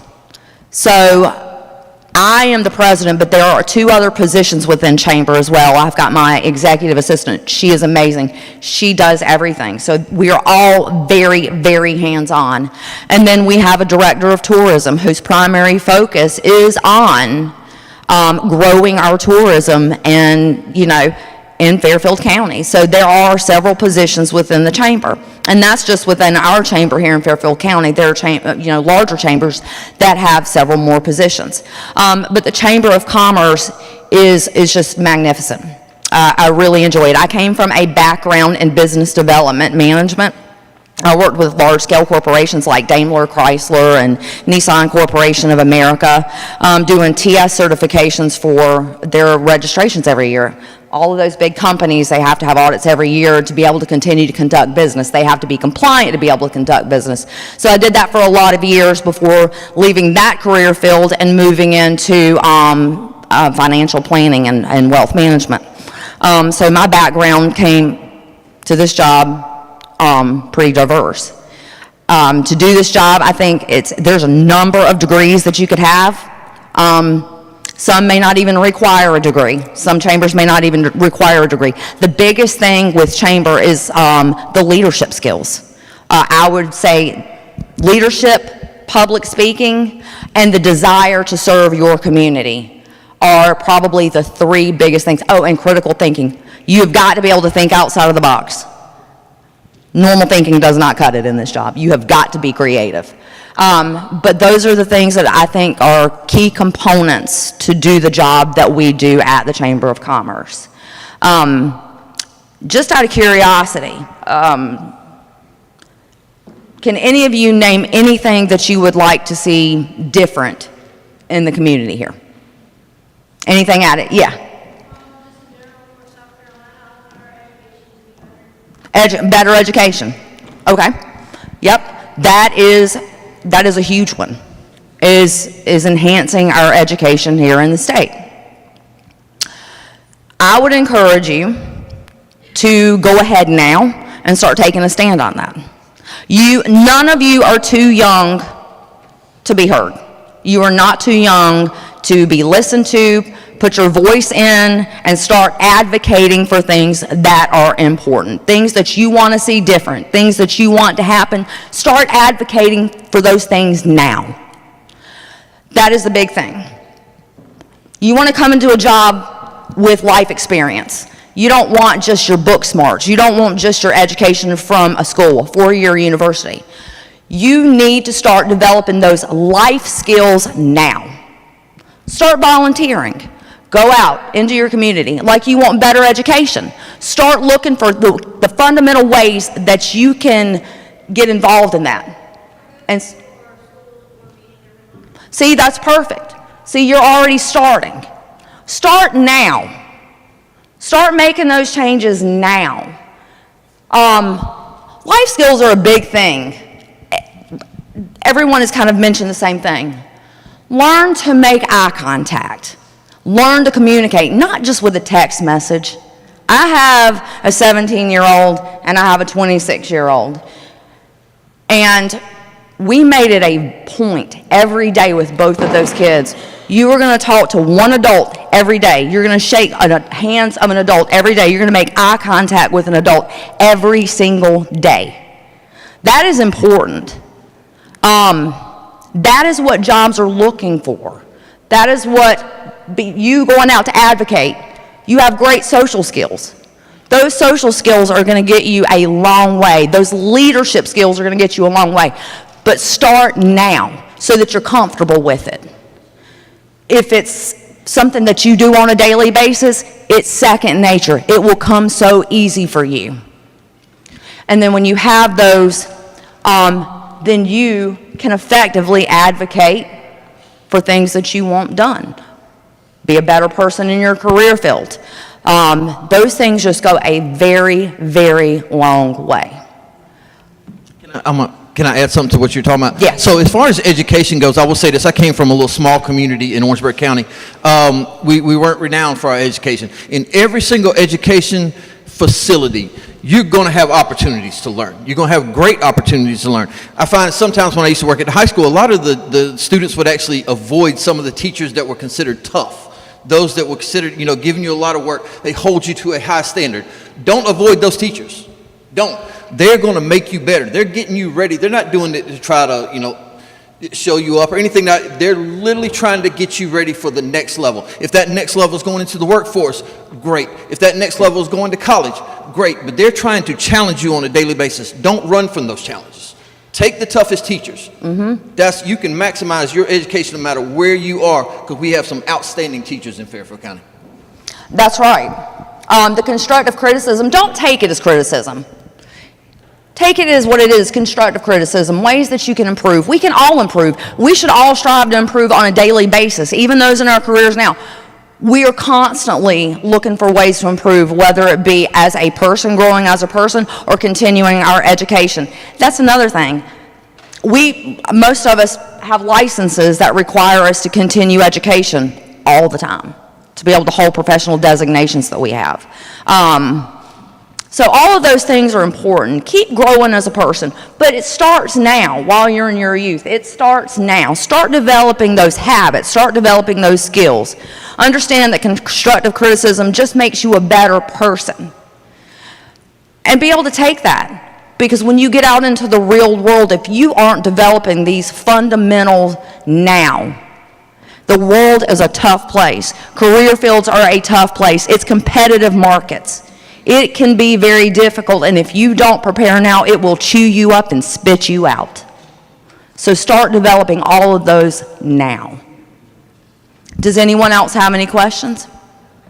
Yes, ma'am. Did I have communication skills? Oh yeah, I was talking to adults at 3 years old. I don't know what was wrong with me. My parents would laugh because when all the other kids were talking to the other kids, I was talking to adults. But yes, I do enjoy talking. Anything else? Stacey, thank you. Ms. Hare, thank you, Ms. Hare, for coming and speaking to us. Thank you so much. All right. Appreciate it. Awesome. So one other thing about the Chamber of Commerce. The Chamber of Commerce is actually the designated tourism facility, entity, I guess you could say, for Fairfield County. So they handle all the tourism promotion for us. I tell people all the time, we may not have the quantity of activities to do in Fairfield County, but our quality is up there with anybody. We have some amazing tourism sites in Fairfield County. All right, now, we're going to have some fun real quick. All right, so, like I said earlier, we need 2 volunteers from each school to come play a little fun trivia game. Now, the winning team, so the 2 people will get $20 gift certificate each to Amazon. So, I need 6 volunteers to come up. Huh? Huh? Come on. What is it? Yeah, 2 from each school. And I don't know why they're doing this. Did you tell them where the bathrooms were? And oh my gosh. This is not my chambers. You're such a guy. The bathrooms are, over here, it's going to be to your right. Male and female bathrooms, just in case you guys need to go to the bathroom.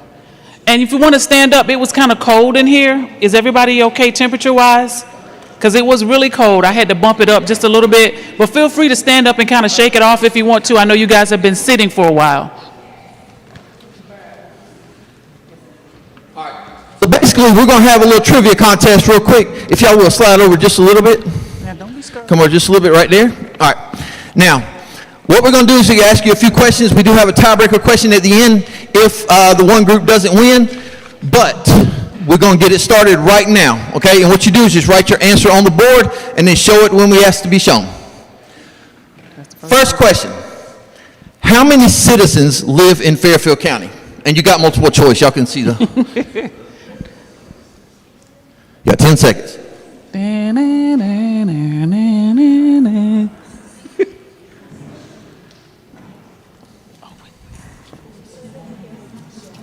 5, 4, write an answer on down. 3, 2, 1. All right, let's see the answers. C is not correct. C is not correct. D is correct. We have 20,000 citizens in Fairfield County. All right, so we got 100 right now. All right, next question. Can we get somebody to be a scorekeeper? Who volunteered to be a scorekeeper? Young lady right here in the denim jacket, keep track of who's winning. The second question, what year was Fairfield County created? What year was Fairfield County created?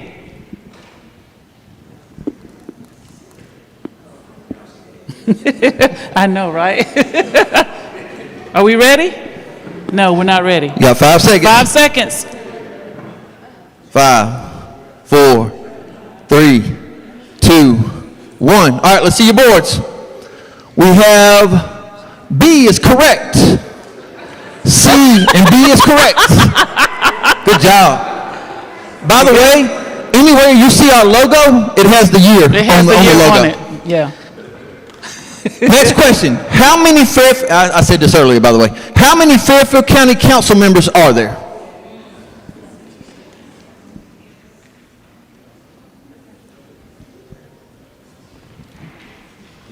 All right.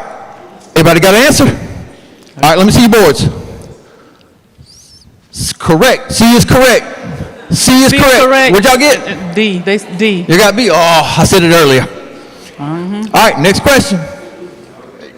How many towns are in Fairfield County? How many towns are in Fairfield County? These are official towns. Official towns.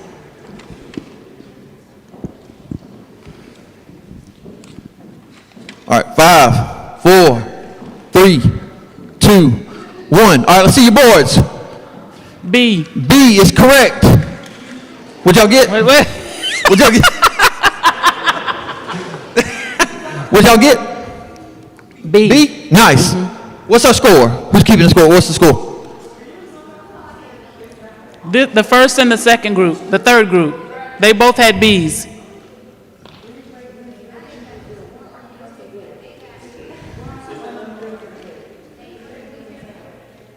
Have y'all got one right yet? You got They one. got You one right so far. Okay, cool. All right. 9 total questions. And a tiebreaker if, All right. if it's necessary. All right, so next question. What is the county seat? The county seat is actually the central location of your government, basically.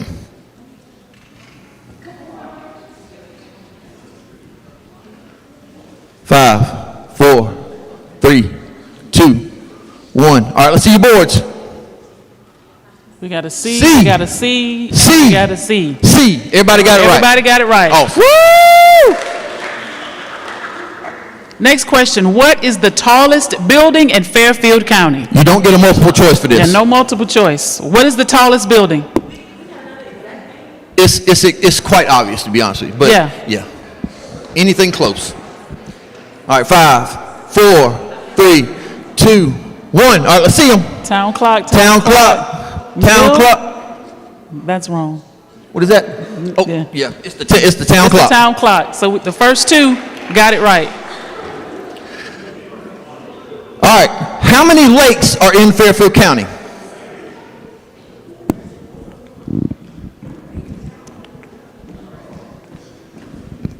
Five, 4, 3, 2, 1. See your boards. C is correct. C is correct. What'd y'all get? The first two, they did B. You didn't get it? Okay. First two got it right. You still got our count? You still got our count? Yes. All right. What is the largest employer in Fairfield County? What is the largest employer in Fairfield County?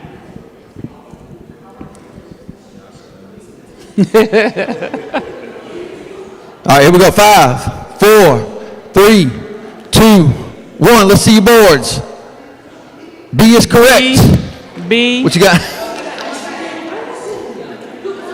He said Yeah, B. you got B. You got B. You got What y'all B. get? Oh, okay. Gotcha. So first two got it right. All right, this is our last question. What's the score right now? 6, 5, 4. Wait. Yeah, from We- here to I don't- here. I don't 6, think- 5, 4. Yeah, I don't think they got 5 right. 6, 5, 4.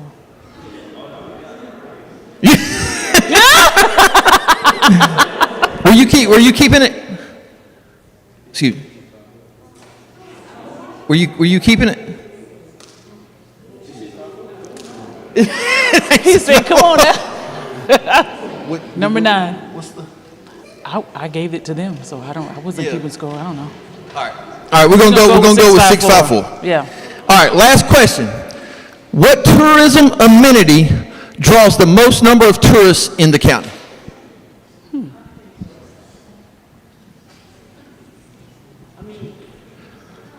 5, 4, 3, 2, 1. All right, let's see your boards.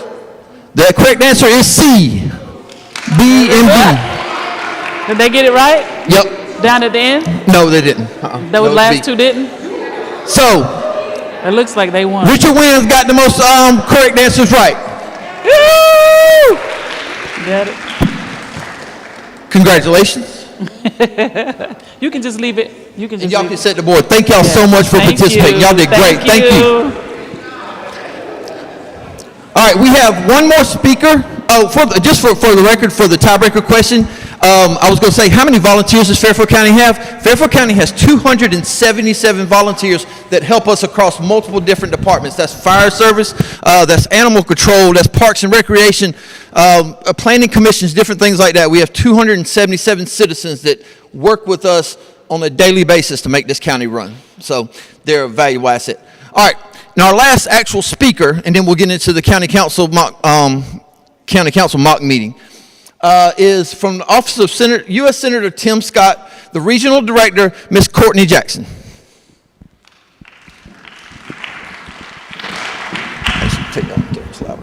Thank you.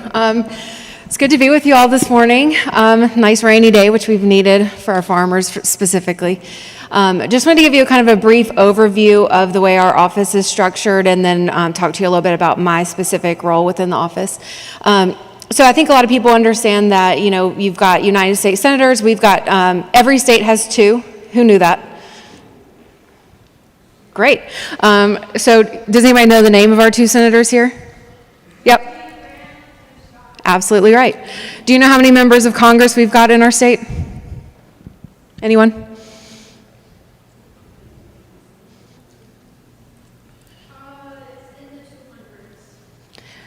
That's a very, I think I asked the question wrong. On the state level, yes, absolutely right.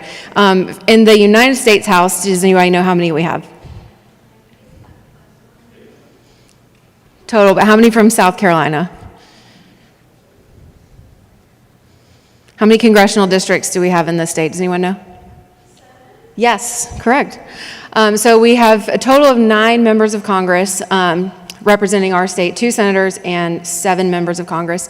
You all in Fairfield County are in District 5. So does anybody know who your congressman is for District 5? The mayor knows. It's Ralph Norman. So of course, when the members are elected, they go up to DC and make the federal laws, essentially, and then you've got your state level representatives and state level senators who go to the state house in Columbia and make the state laws. So when you're in DC as a member of Congress, you have a staff in your DC office, and they work specifically on legislative issues. So they're doing research on all of these topics and preparing information for each of the members. And we've also got a communications team up there and a press secretary here in the state who handles communications and the media. And then within the state, we have 3 offices. We've got one in Greenville, one in Columbia, where I'm based out of, and then one in North Charleston. And our team here in the state is basically split into 2 groups. We've got the casework team, which is pretty much our staff in the office all day, every day. And they're handling specific issues for individuals. So say, like Ms. Hare was mentioning, the Postal Service is a federal agency. So if you're having issues where your mail isn't being delivered properly, or you have a package that's missing, you can come to us and we will work with the Postal Service to see if we can get that resolved for you. If you have issues with Social Security benefits or trying to get your disability claims through, those are things that we can help with, and it's, of course, no charge. The IRS, say there's an issue with your taxes, you can come to us and we will work with the IRS to see if we can resolve that for you. On and on. If it involves a federal agency, we have contacts in those agencies that we work with regularly to try to work to resolve individual constituent issues. So if you know of anyone who's having issues, please feel free to reach out and we're happy to do what we can to help. I was a member of the casework team for about 10 years, and I just recently moved into the regional director role a couple months ago. And my job now is, essentially we've got 6 regional directors throughout the state, and we each have a set of counties that we are responsible for. My counties are Richland, Fairfield, Chester, York, Lancaster, Kershaw, and Sumter. So it's a pretty great area. I think it's one of the best in the state.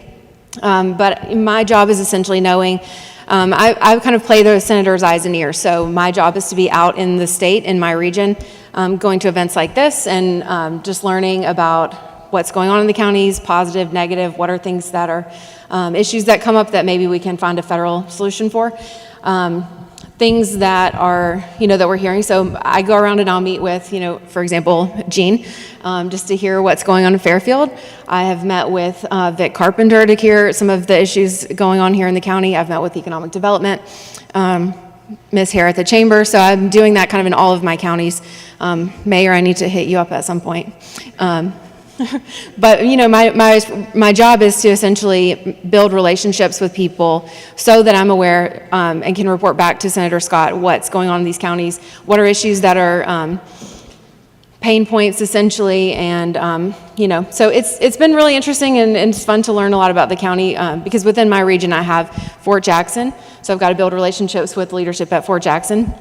I have Shaw Air Force Base, so building relationships with Shaw Air Force Base, McIntyre Joint National Guard Base. I also have the Catawba Indian Nation.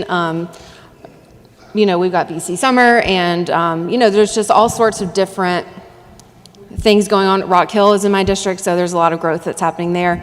And then I get to, kind of get on this micro level with local government and learn everything that's kind of going on. And then I have the opportunity to kind of zoom out a little bit so that I can see the growth coming from Richland County into Fairfield, Scout being a large driver of that. And then, Charlotte kind of coming into York County, York kind of coming to Chester, and, just learning, being able to see that and kind of seeing where the issues that are coming up with having some growth in these counties and being able to report that back. And, each member of our regional director team has different issues. We've got someone whose region is largely farmland. So whenever we get together and we're sending our reports up, it's all, about what's the impacts to farmers. Another regional director has the entire coastline. So it's a lot of environmental issues, drilling, tourism, of course. So it just kind of depends on what area of the state as to kind of what's going on there and what are the needs. So our role is to have the relationships built up and be able to communicate with people to learn and, if there's a need, that we can report it back to the senator, and then also if stuff comes down federally, that we can push out to our contacts so that it's helpful. This morning, Mayor, I probably passed you on the interstate going up to Chester this morning as you were going to Columbia, but I went to Chester this morning for an industrial roundtable, so I was sitting there learning about what's kind of going on in the power space and what are some of the needs and the growth that are happening there. Tariffs, of course, has been a big topic this year. But there's some legislation that just came out with some refunds for tariffs. So my responsibility is to share that with the economic development offices and the chambers so that they can get that to their industry partners and see if we can kind of recoup some of that. But does anyone have any questions? Yep.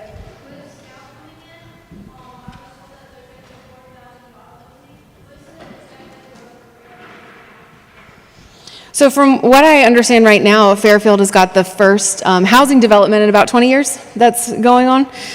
So that's a huge thing. That's also going to bring some more manufacturing and industry, probably things that are going to be supportive of Scout and what they're specifically doing. I was at the event that Ms. Hare was talking about and got to speak with the governor briefly there as well. And he and Congressman Wilson also was talking about when Boeing came to Charleston and all of the manufacturing that was brought in throughout the state that kind of supported that in airline industry. So it's probably going to be something similar to that, you know, having some manufacturing coming in that will support what is taking place at Scout. But yeah, so it'll be really interesting to see because Fairfield is very ripe for growth. So it'll be neat to see. Any others? On the Scout note, I will just put in a little plug. If you are interested in working at Scout in the future, go to Ready SC, and they have all the information you would need to kind of work through the training process there. And yeah, could be a good option. I was going to add, as far as, so if you've noticed, you have someone that actually is working on the national level, so for our national delegation. So we also, like we said earlier, we have our municipalities have their own delegation, so you have some people with the town. From the county has its own delegation, and you have a couple county council members here that will introduce themselves in a second. We don't have state representatives here, so Senator Stubbs and Representative McDaniel actually told me to let y'all know that they're sorry they couldn't be here, but they're in general session right now, making some of the laws and passing some of the stuff for state of South Carolina, so they could not be here. But all of these organizations work together. There are certain things that on the county level we can't do, and that's when we call our friends at the state level.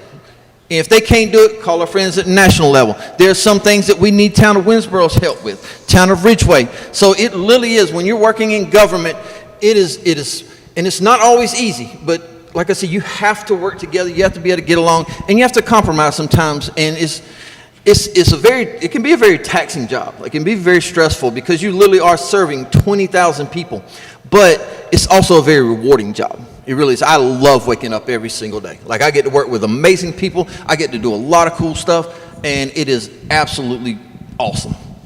Yeah, and a good example of that, what Ms. Hare was talking about with the Postal Service, you know, that's an issue we never would know about had I not been out in the field and having a meeting with her. And she said, hey, this is an issue going on with the Postal Service. What can you do to help out? And so I would never know that, you know, if I wasn't out in the field learning these things. So, you know, she's going to send me that information, and we're going to do what we can to see if we can get that fixed. I think another issue, too, that doesn't get talked about enough is that really on the ground, it's not really partisan. You know, it doesn't matter what your party is, what your views are. We're all here to do the same job, which is to work to try to better our state. So, you know, I also do the Service Academy nominations. I don't know if anyone here is interested. Any takers? But we had an Academy Day a couple weeks ago in Columbia.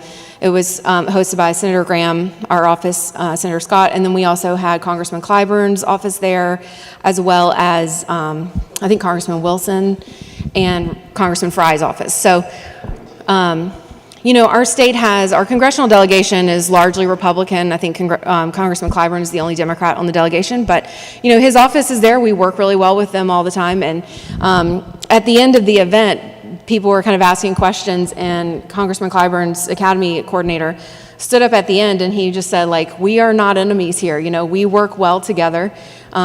This is what we do. We're here to serve the state. So it's not what you see on TV. It's not fighting in any of that. It's all, we are just here to do the best for our state. All of us, you know, we love South Carolina, and we love these different areas where we live. And our role is to try to improve it as best as we can for the people in the state. So I think that's just a little important note, but yeah. Any other questions? I will also just add on the degree issue, when this question has come up a lot. My degree is in music, so yeah, I am a violinist, and that is my degree. I have, you're a violinist too? Now, Courtney. don't look at my nails too closely. They are too long for me to play right now, but yeah, my degree is in violin performance from USC, so how I ended up in politics is anyone's guess, but Courtney, if someone was interested in actually coming, maybe in interning or working in your office, what would they need to do? Like, how does that work? yeah, so we do have an internship program. It is available for college students. I don't know that we would accept high school students actively, but if you were, I guess, over the age of 18, probably would be. It is unpaid, I will tell you, but we do our best to try to give you a great experience and introduce you to people in the fields that you are interested in, and we'll write your recommendation letters. We've had a number of our interns that we have helped get jobs, get into law school.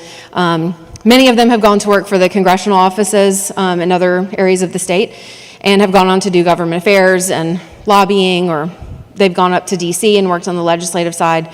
We've had some go off and work on campaigns. So it is a little bit of a trade-off. It is unpaid, which is unfortunate. We would love if it could be paid, but we try to trade off. And, if you're interested in lobbying maybe eventually, then we'll try to hook you up with some of our contacts who are lobbyists and possibly help you get in with them. Or if you're interested in the education field, we'll use our contacts in the education world or whatever it might be. We try to give you a little bit of an opportunity there. Some colleges will allow you to do an internship for credit. So you can come, and most of the interns we've had will earn like 4 credit hours, I think, for doing the internship. So, yeah. And all you would need to do is just go on our website and apply for that. Yeah. Thank you, Ms. Jackson. I appreciate it. All right, so now that's the last of our technical speakers. Now we're going to actually get into the Mott County Council meeting, which is the last part of the whole event. So I would like to ask up Mr. Don Goldbach, Mr. Orrin Gadsden, and Ms. Kimberly Roberts to come up. They're going to introduce themselves real quick, just kind of tell you a little bit, why they wanted to be on county council and things like that, and then we're going to get into the county council mock meeting. Also, I need 2 volunteers from each school to participate in that, so go ahead and be thinking about that. It can be the same ones if you want to, it can be different ones. Madam Chairman, you going first? It doesn't matter. You already over there, so you go. Is this live? Okay. Bring up the rear. Hey everyone. Hello. All right, no one's looking at their phones. Good start. Hey, I'm Don Goldbach, and I am one of 7 county council members. And I will tell you, I'm not a politician. In fact, I could say that I hate government. You may wonder, why am I in this? Well, I think more accurately, I hate what our governments have become, especially the higher up you go, especially at the federal level. I think too many of our elected officials don't really focus on what you, the citizens, want. They're more interested in what the government can do for them. We've got elected officials at the federal level going with a bank account of maybe a couple $100,000, and within years they're worth tens of millions of dollars. That doesn't happen on their salary, so something's wrong. At the local level, I started coming to county council meetings probably 3 years ago. I really wanted to learn more about local government, what's happening in Fairfield, and I was very disappointed. One of my biggest disappointments was it felt like nobody was watching where our money was being spent. Let me show you where the money comes from. Let me get you all to stand up for a second. Everybody, all stand up. Adults too. I need the adults especially to stand up. Okay, if you do not own a house, if you do not own a car or a truck or a motorcycle or a boat, sit down.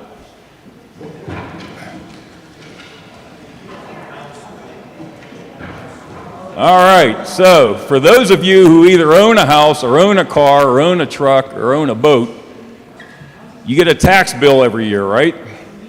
You have to pay something called property tax. That goes to the county. That's what funds all the operations all these people talked about. You can all sit down now. Thank you for playing. I appreciate that. And where that money is, that's our money that goes to all the governments. It goes to Fairfield, it goes to South Carolina, it goes to the United States federal government.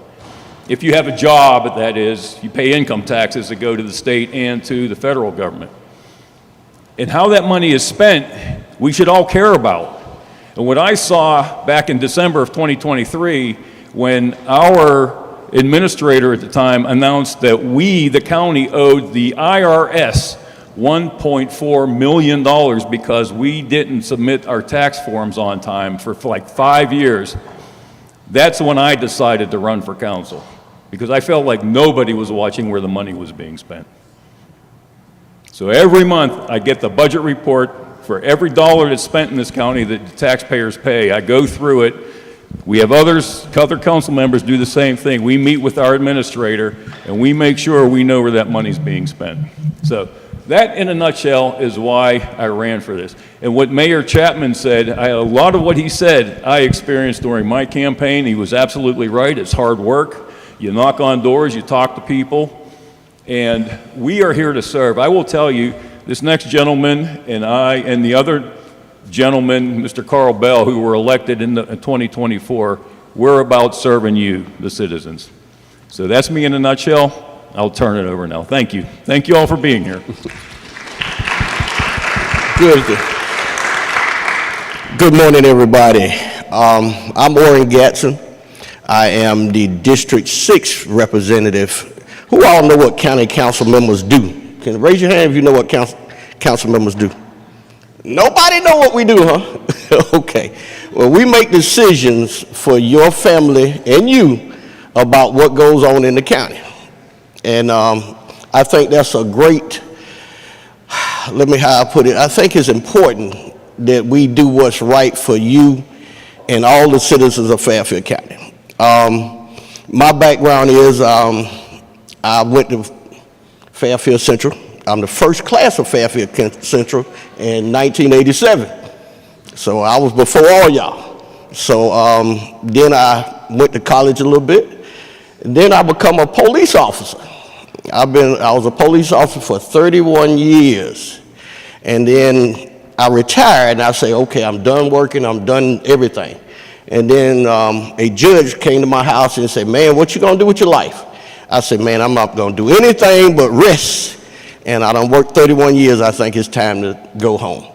So after doing all that, he said, well, man, how about running for county council? So I said, man, I don't know about that. Government, because when I was in school with y'all, I didn't care about government too much. I should have learned something in government, but I did pass it. So I decided to run for office because I still wanted to do something for Fairfield County. I always loved this county, and it's just something about this county that I've been here all my life, and we just got to keep this county going. As you can see, it's not much going on right now, but we're going to make it a little better. So I'm not going to hold you too much because I'm between y'all and lunch, and I know everybody ready to eat now, right? Because I definitely am. But just like I said, I'm in District 6, and District 6 is more of the town area. And yeah, more, because I'm the councilman that has more to do with the town than county council. Like the mayor just said is, I have to go to the mayor, if something go on, somebody called me, I have to go to the mayor and say, Mayor, can y'all help me with this? Because I cannot, being a county councilman, I cannot override the city. They do their own thing, and I'm just there to assist, and I'm so glad the mayor is here to show y'all that how much the city and the county works together. And just like I said, me and the mayor come from the same neighborhood, and we grew up in that same area, so I'm proud to be a councilman. So anybody registered to vote yet? Who gonna start registering to vote? Please, young people, start registering to vote. Your voice counts. Don't act like it don't count, okay? Because when I was y'all age, I said, oh man, I'm not gonna vote. But it's not real. Your local elections is your important elections. Please do that. Please just vote in your local elections, because I know everybody say, well, the president election, it don't matter, and this and that. But I understand that, but we need to make your voice heard and make Fairfield County better, okay? Any questions? Because just like I said, I'm not going to keep you long. Any questions that y'all have with the council members? None? You got that question? No, you don't, huh? All right. Thank y'all so much for coming. And if y'all need anything, there's always see a council member. I'm always out there, and we can always talk about your issues, okay? Thank y'all. Have a great day. Thank you, Councilman Gatson. All right, so at this time, can I have the two volunteers from each school to come up on the stage, and we're going to run through a Mott County Council meeting, and our county council members are going to advise on that. While they're moving, I'm going to introduce you all. She's been on the mic, but this is Kimberly Roberts. She is our clerk to council, and she's going to kind of lead the Mott County Council meeting. There should be enough for everybody. Enough room for you to sit down. So you're going to go here. I'll get you. Yeah. Of course. We would love for you to talk. That's what we do in these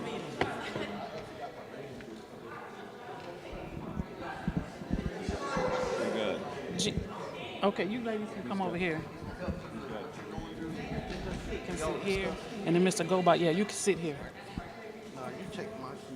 I need one more. You need one student. Do we need another student? Okay, there we go. You can go down this way, baby.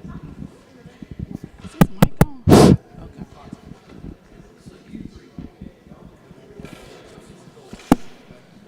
Okay, while they're getting situated, I'll just briefly introduce myself. My name is Kim Roberts. I'm the clerk to council. Does anybody have any idea what the clerk to council does? No idea. Okay, great. Sometimes I don't know what I do, but briefly, just to give you a brief background about me, my undergrad came from Charleston Southern, graduate with a double master's from Webster University, and then I went ahead and bumped my head and got my doctorate at Gardner-Webb several years ago. And how I came to be clerk to council, I started out at Richland County, being their clerk to council. I came from the field of health services, healthcare services, and so I'm kind of like Ms. Jackson. I'm not quite sure how I got here, but I'm here, and I guess this is where I'm supposed to be. Basically, my bosses are just like Vic's boss, the administrator that spoke to you earlier this morning. I report to all 7 elected officials. So I have 7 bosses, 7 districts, 7 personalities. But luckily, I've been blessed. This is a great council to work for. And so basically, my main responsibility is to make sure that I keep track of records, agendas, minutes for all of the meetings that the council members have. It's my responsibility to make sure that the public is aware that these meetings are happening. After the meetings happen, it's my responsibility to make sure that the public has access to those minutes that I transcribe. That's the biggest part, and that's by state law. A lot of what I do is governed by state law. If I don't do what's governed by state law, then I have to suffer the repercussions. So that's just kind of the highlight of what I do. A lot of other things, but that's just a highlight. And so with that being said, we're going to go ahead and get started with this mock council meeting. I'm going to act as chair. Please feel free to ask questions. Ladies, if you have questions, please don't. We want you to, this is interactive. So we want you guys to be council members. That's what you are. Okay? Whenever you speak, hit the right button. Yes. The right button will actually turn your mic on, and you'll know by the red light. You'll know you're on. But I will say, so I'm actually playing a part. I'm the administrator. So I will play the administrator's role, and then you all are the council members, and you'll be advised by the respective council member. Okay. All right. So I'm calling this mock Fairfield County Council meeting to order at, what is it, 11:31 or 2 or something like that? 11:38 a.m. And we're going to begin by standing for the Pledge of Allegiance, if we could all do so. Yes. I pledge allegiance to the flag of the United States of America, to the republic for which it stands, one nation, under God, indivisible, with liberty and justice for all. Next item on the agenda, can I get a motion to approve the agenda, please? Can I get a second? It's been motioned and moved in second. Are we ready? Any discussion? Hearing none, we're ready to vote. All ayes? All those in favor? All right. Aye. There you go. Any? Yeah.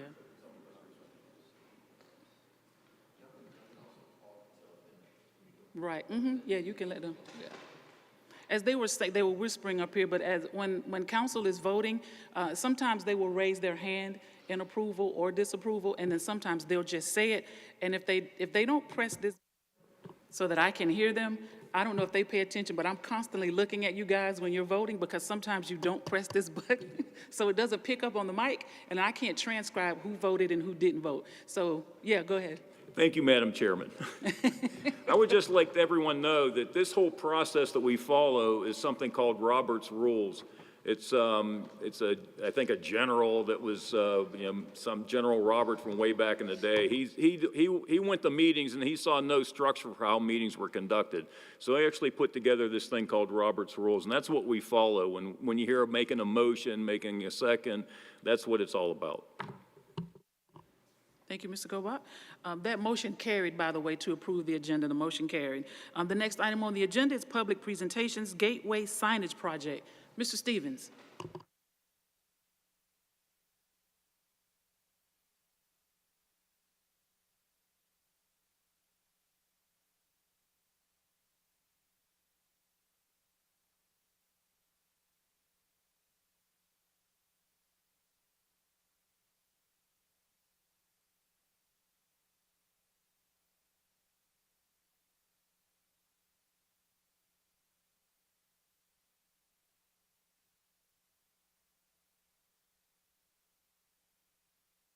In the county is trying to get gateway signage in Fairfield County. So right now, if you notice, if you're going up I-77, there's nothing that really tells you welcome to Fairfield County. Now, if you go to Chester, you see a big sign that says welcome to Chester County right there on the interstate.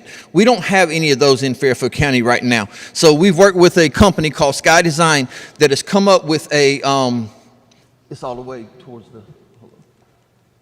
Trying to get the picture up.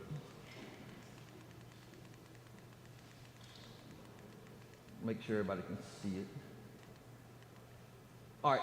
So you can see the gateway signs that are actually, you all have a copy of it on your desk. But basically, we're looking to put two signs, one at exit 34, one at exit 48, so that basically says, welcome to Fairfield County. As you can see by the rendering, it will actually light up at night so people can get to see it. But it's just basically a way to welcome folks that come through our county, whether they're stopping or not. We just want to be hospitable. So my proposal, and we'll take a vote on this in a few, but basically we're asking for $620,000 to build two gateway signage signs on the interstate.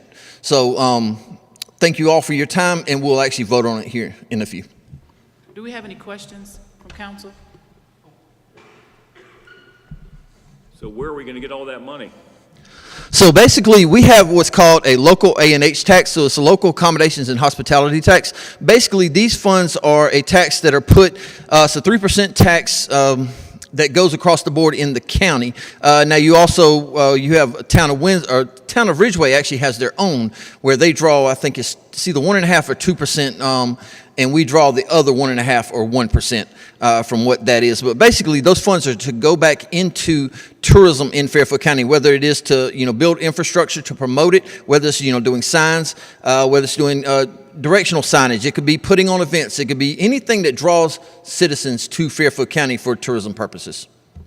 Thank you, Mr. Stevens. Why are we having it light up at night instead of just having a regular sign like everyone else? So actually, if you notice, if you go up and down the interstate, a lot of your signs actually do have some kind of lighting that highlights it. So most of them don't illuminate like the one that we're doing, which is kind of cutting edge, I guess you could say. But the other counties, they have one, at least have spotlights that actually shoot. So you can actually still read, welcome to Chester. I'm from Orangeburg. Welcome to Orangeburg. They have that. This right here will basically illuminate from the back. So you'll be able to see it from a mile away, to be honest with you. And it also, it's something that we're doing that other communities aren't. Like we're adding another feature that just kind of sets us apart in the state. What is the cost difference between the illumination compared to doing a little spotlight?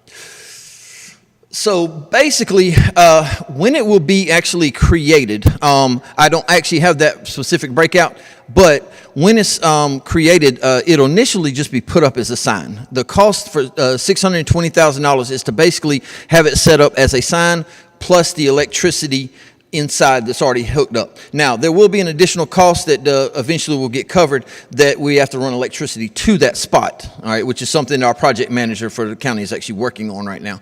But I don't have that breakdown as far as, the difference in cost from lighting or not. It actually, to be honest with you, with the design, is not a big difference, to be quite honest with you.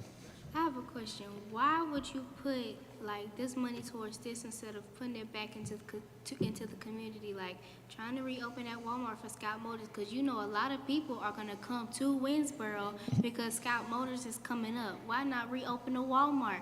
Because people are gonna need somewhere to grocery shop. Why not put that back into Medicaid and Medicare? People in this town of Winsboro need that type of stuff. It's mostly pretty much elderly people here.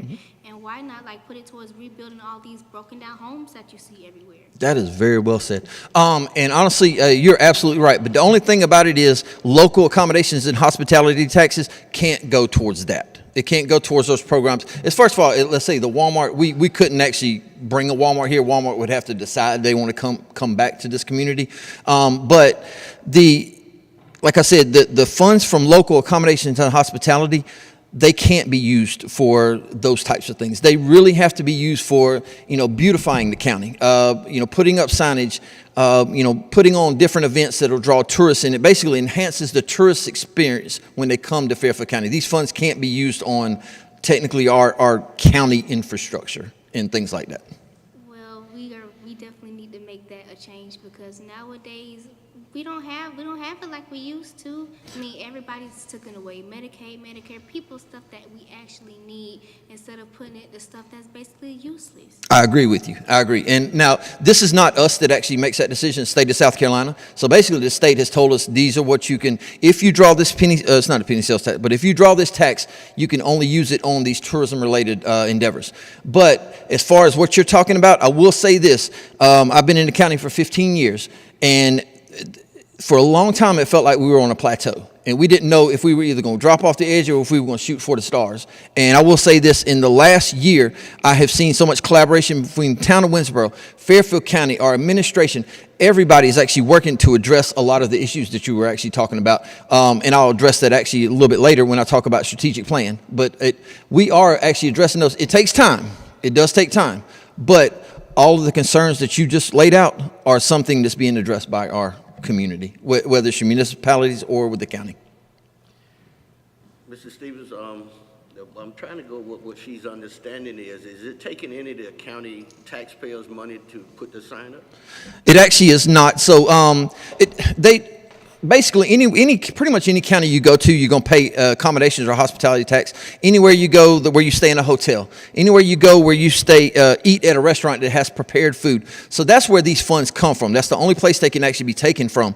And a lot of those funds actually is, Department of Commerce put this out. A lot of those funds, about 75% of those funds are actually come in from tourists, people that are along the interstate, traveling through our county, not necessarily our citizens. So yes, the citizens will pay a small portion extra when they go to the store. So let's say if something costs $1, it'll be 3 cents more. But again, most of those funds are actually coming from people coming into our county. Are there any other questions? Next, thank you, Mr. Stevens. Next item on the agenda is the public comment session. Mr. Burrows, did you sign up to speak? Yes, you did. As he is coming forward, on the agenda, the public comment session is a time set aside in the meeting for the citizens of Fairfield County to be able to come forward and speak about any issue pertaining to Fairfield County. And it could be anything, but it has to pertain to Fairfield County. You sign up to speak prior to the meeting. There's usually a sign-in sheet at the podium prior to the meeting. Once the meeting starts, you're not able to sign in. But at the appropriate time on the agenda, your name is called, and then you have 3 minutes to speak about whatever your subject is. All right, so now I'm a regular citizen now, okay? Start the clock, just 3 minutes. Good afternoon, Chair and members of council. Jonathan Burrows, Winsboro, District 6.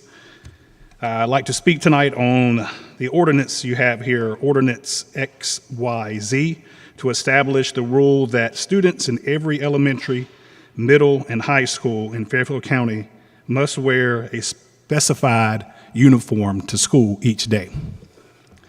I would like to speak in favor of that. I believe that this not only helps me as a parent with my children. We don't get into arguments and discussions as to what I'm going to purchase them to wear to school. The night before, they can lay out their uniform. They know they have certain choices, and it really eliminates any back and forth with a parent or myself and my child as to what they are going to wear to school the next day. Also, I think this really portrays those students in a very important light when they're out in the public. They look nice. They're all uniform. They're dressed the same. It gives a good It portrays the school in a positive light. I would also like to speak on the other ordinance you have, Ordinance ABC, an ordinance to consider the request that all schools in Fairfield County go to a 4-day school from 8 a.m. to 5 p.m. I would like to speak for this one as well. I feel that this would allow some students, especially your older students in high school, if they're not attending school on Friday, maybe this gives them an opportunity to find a job to where they can now get out in the workforce, start contributing to the community, start earning a living, or maybe pursuing other avenues that they want to address as they move forward in their young adult life. So I think the 8 to 5, a 4-day school week, I think you guys should really take that in consideration and vote to move these ordinances forward. Thank you. Okay, let me just add, and I was just telling this young lady that during public comment session, council cannot interact with the speakers. So there may be questions and things that the speaker may have, but they cannot address the council in regards to asking any questions or getting any information. The council is here to listen to the comments. Anything that needs to be addressed outside of that will more than likely be taken care of by the county administrator. With that being said, the next order of business are ordinances, resolutions, and orders. Prior to, the ordinances are laws, and all ordinances have to go through readings, first reading, second reading, and third reading.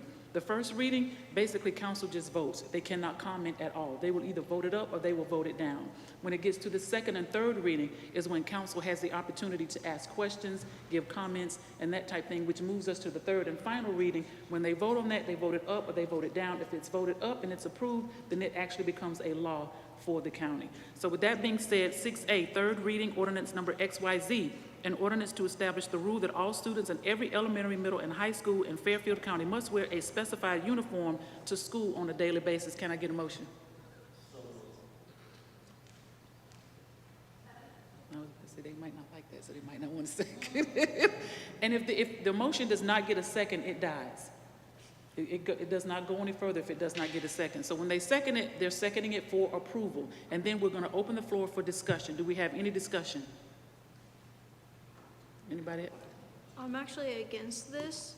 I feel that students should be allowed to freely express them in any way they feel comfortable as long as it abides by the school's dress code.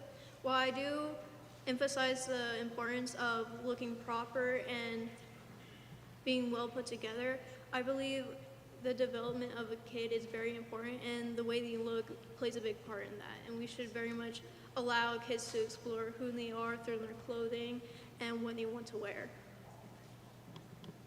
For me, I like the 4-day school part, but from 8 to 5 is, oh, you ain't got that?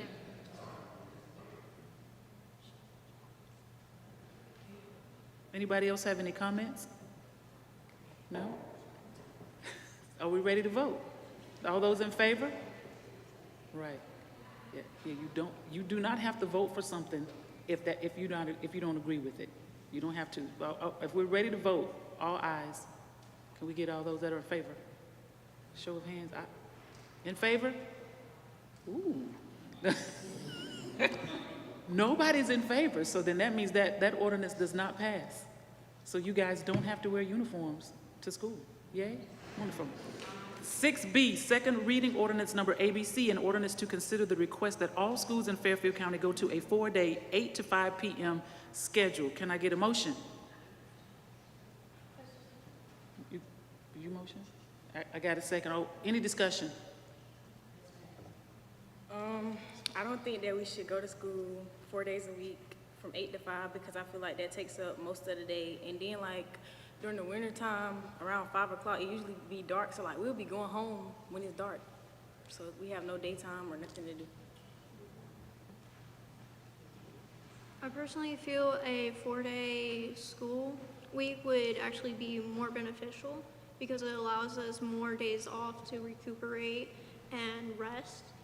And even though we have to be in school a little bit longer, it doesn't exactly mean that we are learning for that amount of time. It could be put towards extracurriculars, it could be put towards study halls, it could be put towards workshops. It doesn't necessarily have to be, oh, we're taking more math, we're taking more science.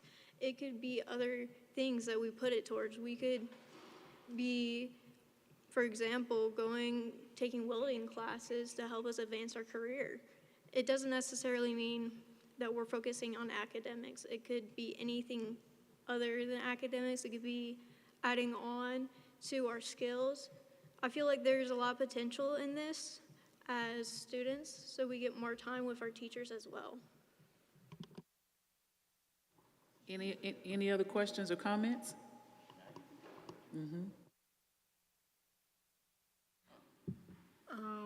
I feel as like a high school student, like a 4-day schedule is nice, but from 8 to 5, I feel like it's a little pushing it because, like what she said, like there's pretty much no more time for us to really be ourselves and really do stuff. So I'm against it, but I do like the 4-day schedule. That's my opinion. And I'll add, Miss Roberts, as far as what the young lady brought up, you also have to think about sports and stuff after school. If you're not even starting your practice until, let's say, 5:30, then what time are students getting home? And games and travel and all that kind of stuff too. Any other comments? If none, we're ready to vote. All those in favor? Wow, nobody's in favor. Right? There we go. That ordinance does not pass. You guys do not have to go to a 4-day, 8 to 5 p.m. school day. The 6C is resolution number 1414, a resolution thanking the students and chaperones of Fairfield Central High School, Middle and STEM Charter School, and Richard Wynn Academy for participating in the 3rd annual Student Leadership Summit. Can I get a motion? Can I get a second? Second. It's been moved and second. Are we ready? Any discussion? Are we ready to vote? All those in favor?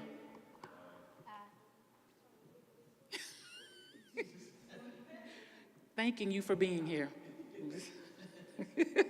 It's unanimous. That resolution passes. That motion passes. 7A is Gateway Signage Project. Mr. Stevens already gave us a presentation and gave us some information on that. This is an action item, and it is required that council vote. So can I get a motion? A motion?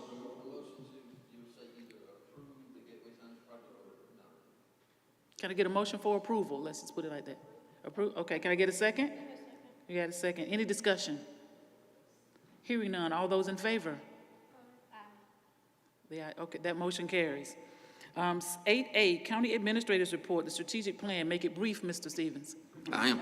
All right, so basically just want to talk real quick about something that we have going on right now. So every county, every 10 years has to get a strategic plan, and we are actually in that process right now. But basically, we held some community sessions where we have 6 community sessions all over the county. Ask citizens their concerns, some of the things that they're dealing with that maybe that we can address in the next 2 to 5 to 10 years. And basically that strategic plan gives us a roadmap to what we need to accomplish and what we need to try to minimize and different things like that. But basically gives us a roadmap on how the county is going to run moving forward for the next 2 to 5 to 10 years.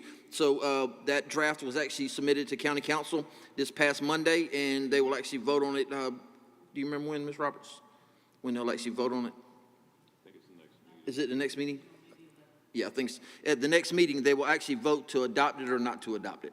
So that's just a big thing that kind of helps us in the county.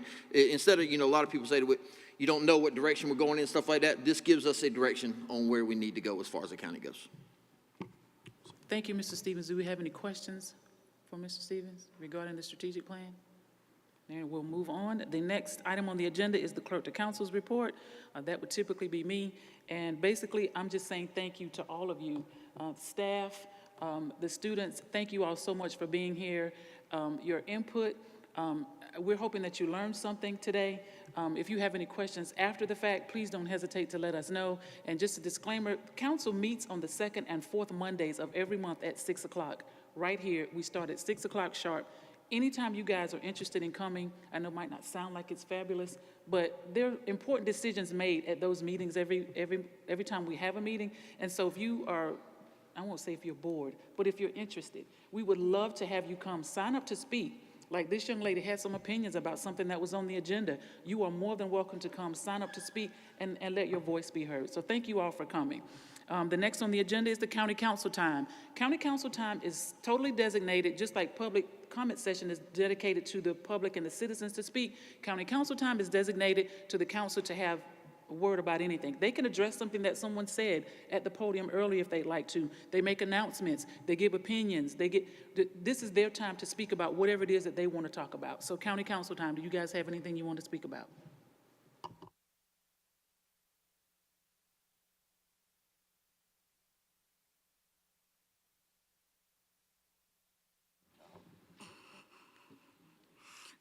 All I want to say is I really want to bring the town of Winsboro up. I see a lot of potential, and I know that each and every one of you in this room has a story. And not only do I want to embrace that story, I want to bring all of y'all dreams and realities to life if I could right now. But I'm still just a freshman, but I know everybody in this room have dreams. So I want to encourage y'all to go chase y'all dreams. Do whatever you need to do to get to where you are, because let me tell you, this world is tough. I know it firsthand. It's tough, and I know that y'all can do anything if you put your mind to it. And I know that each and every one of us probably has different beliefs, but please remember, I can do all things through Christ who strengthens me, and I promise you, you will get anywhere you want to be.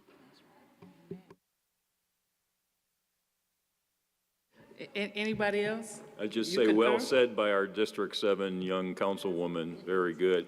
Yes, Fairfield County has a lot to offer. We have a lot of opportunity coming. I heard about a new Walmart, heard about growth, and there's a lot that will be happening because growth is happening around us in Columbia and up in Rock Hill. It's coming here, and we want to manage that growth so that we have it's purposeful, it's what we want, and we're not going to lose our rural character or our heritage here. I would like to talk about something that I personally experienced. So I've lived in South Carolina for a few years now. This is my actual second year living down here. And something I've noticed just being in South Carolina in general is that our education here is not the best, especially for students with learning disabilities. I personally have had a lawsuit up in District 5 in Spartanburg, and even now here, we're having special education problems with my little sister, and I would like things to change.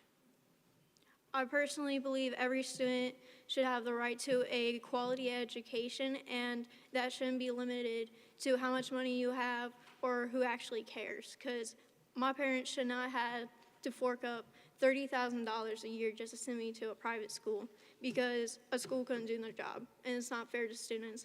And so many kids are falling behind because schools can't do their jobs. And I feel like we all together need to do better as a society because our students are the next generation. And if we're failing them, we're failing our new workers, our new politicians, our new lawyers, because we're breaking down the foundation that sets them up for life. And I just want something to be done. Thank you. I'll add, I just want to say thank you all for being so participating. Thank you all for participating and, listening to the speakers, and hopefully you learned a little bit. And I will say, I appreciate you all speaking out about the matters that affect you, because more than you are dealing with those issues. And to be quite honest with you, you are the leaders. Like, you are the future leaders. You're the ones that are going to be running this community, this state, this country. Like, you literally are the ones that are going to be running this. So your voice matters, and there's no such thing as a certain age to get involved in your community. There's no such thing. You literally can start. I think my granddad had me, raking leaves at 5, when I was 5, just for church members' houses. I mean, that just getting out, helping in your community. knowing what's going on, how it's structured, knowing who your mayor is, knowing who your county council members are, knowing who your state representatives are, your national representatives. That way that we're all a team. They don't know their issues unless they're told their issues. You have to be involved, tell them, share them your experiences, and make sure you're involved in the process. And I want to thank you all so much for being here today. As soon as we're going to wrap this up right here, I want everybody to come to the front and everybody take a big group picture for me. And then we have food at the back. So you have Chick-fil-A. We also have one student that had a dietary restriction. We have your plate as well. So if everyone, after we adjourn right here, come to the front, let's take a good big group picture. And thank you all so much for being here today. The next item on, hold on 1 second. Hold on 1 second. The next item on the agenda is executive session, and we don't have anything. Executive session is for legal matters, and so basically we have an motion to go into and to come out of executive session. They go in the back, they talk with the attorney about legal issues, they come back out, they have to make a motion to come out of executive session, and then we also need a motion to adjourn. Can I get a motion? Can I get a second? Any discussion? All those in favor? All right, that motion carries. We are officially adjourned. If you could come to the front right here so we can get a picture.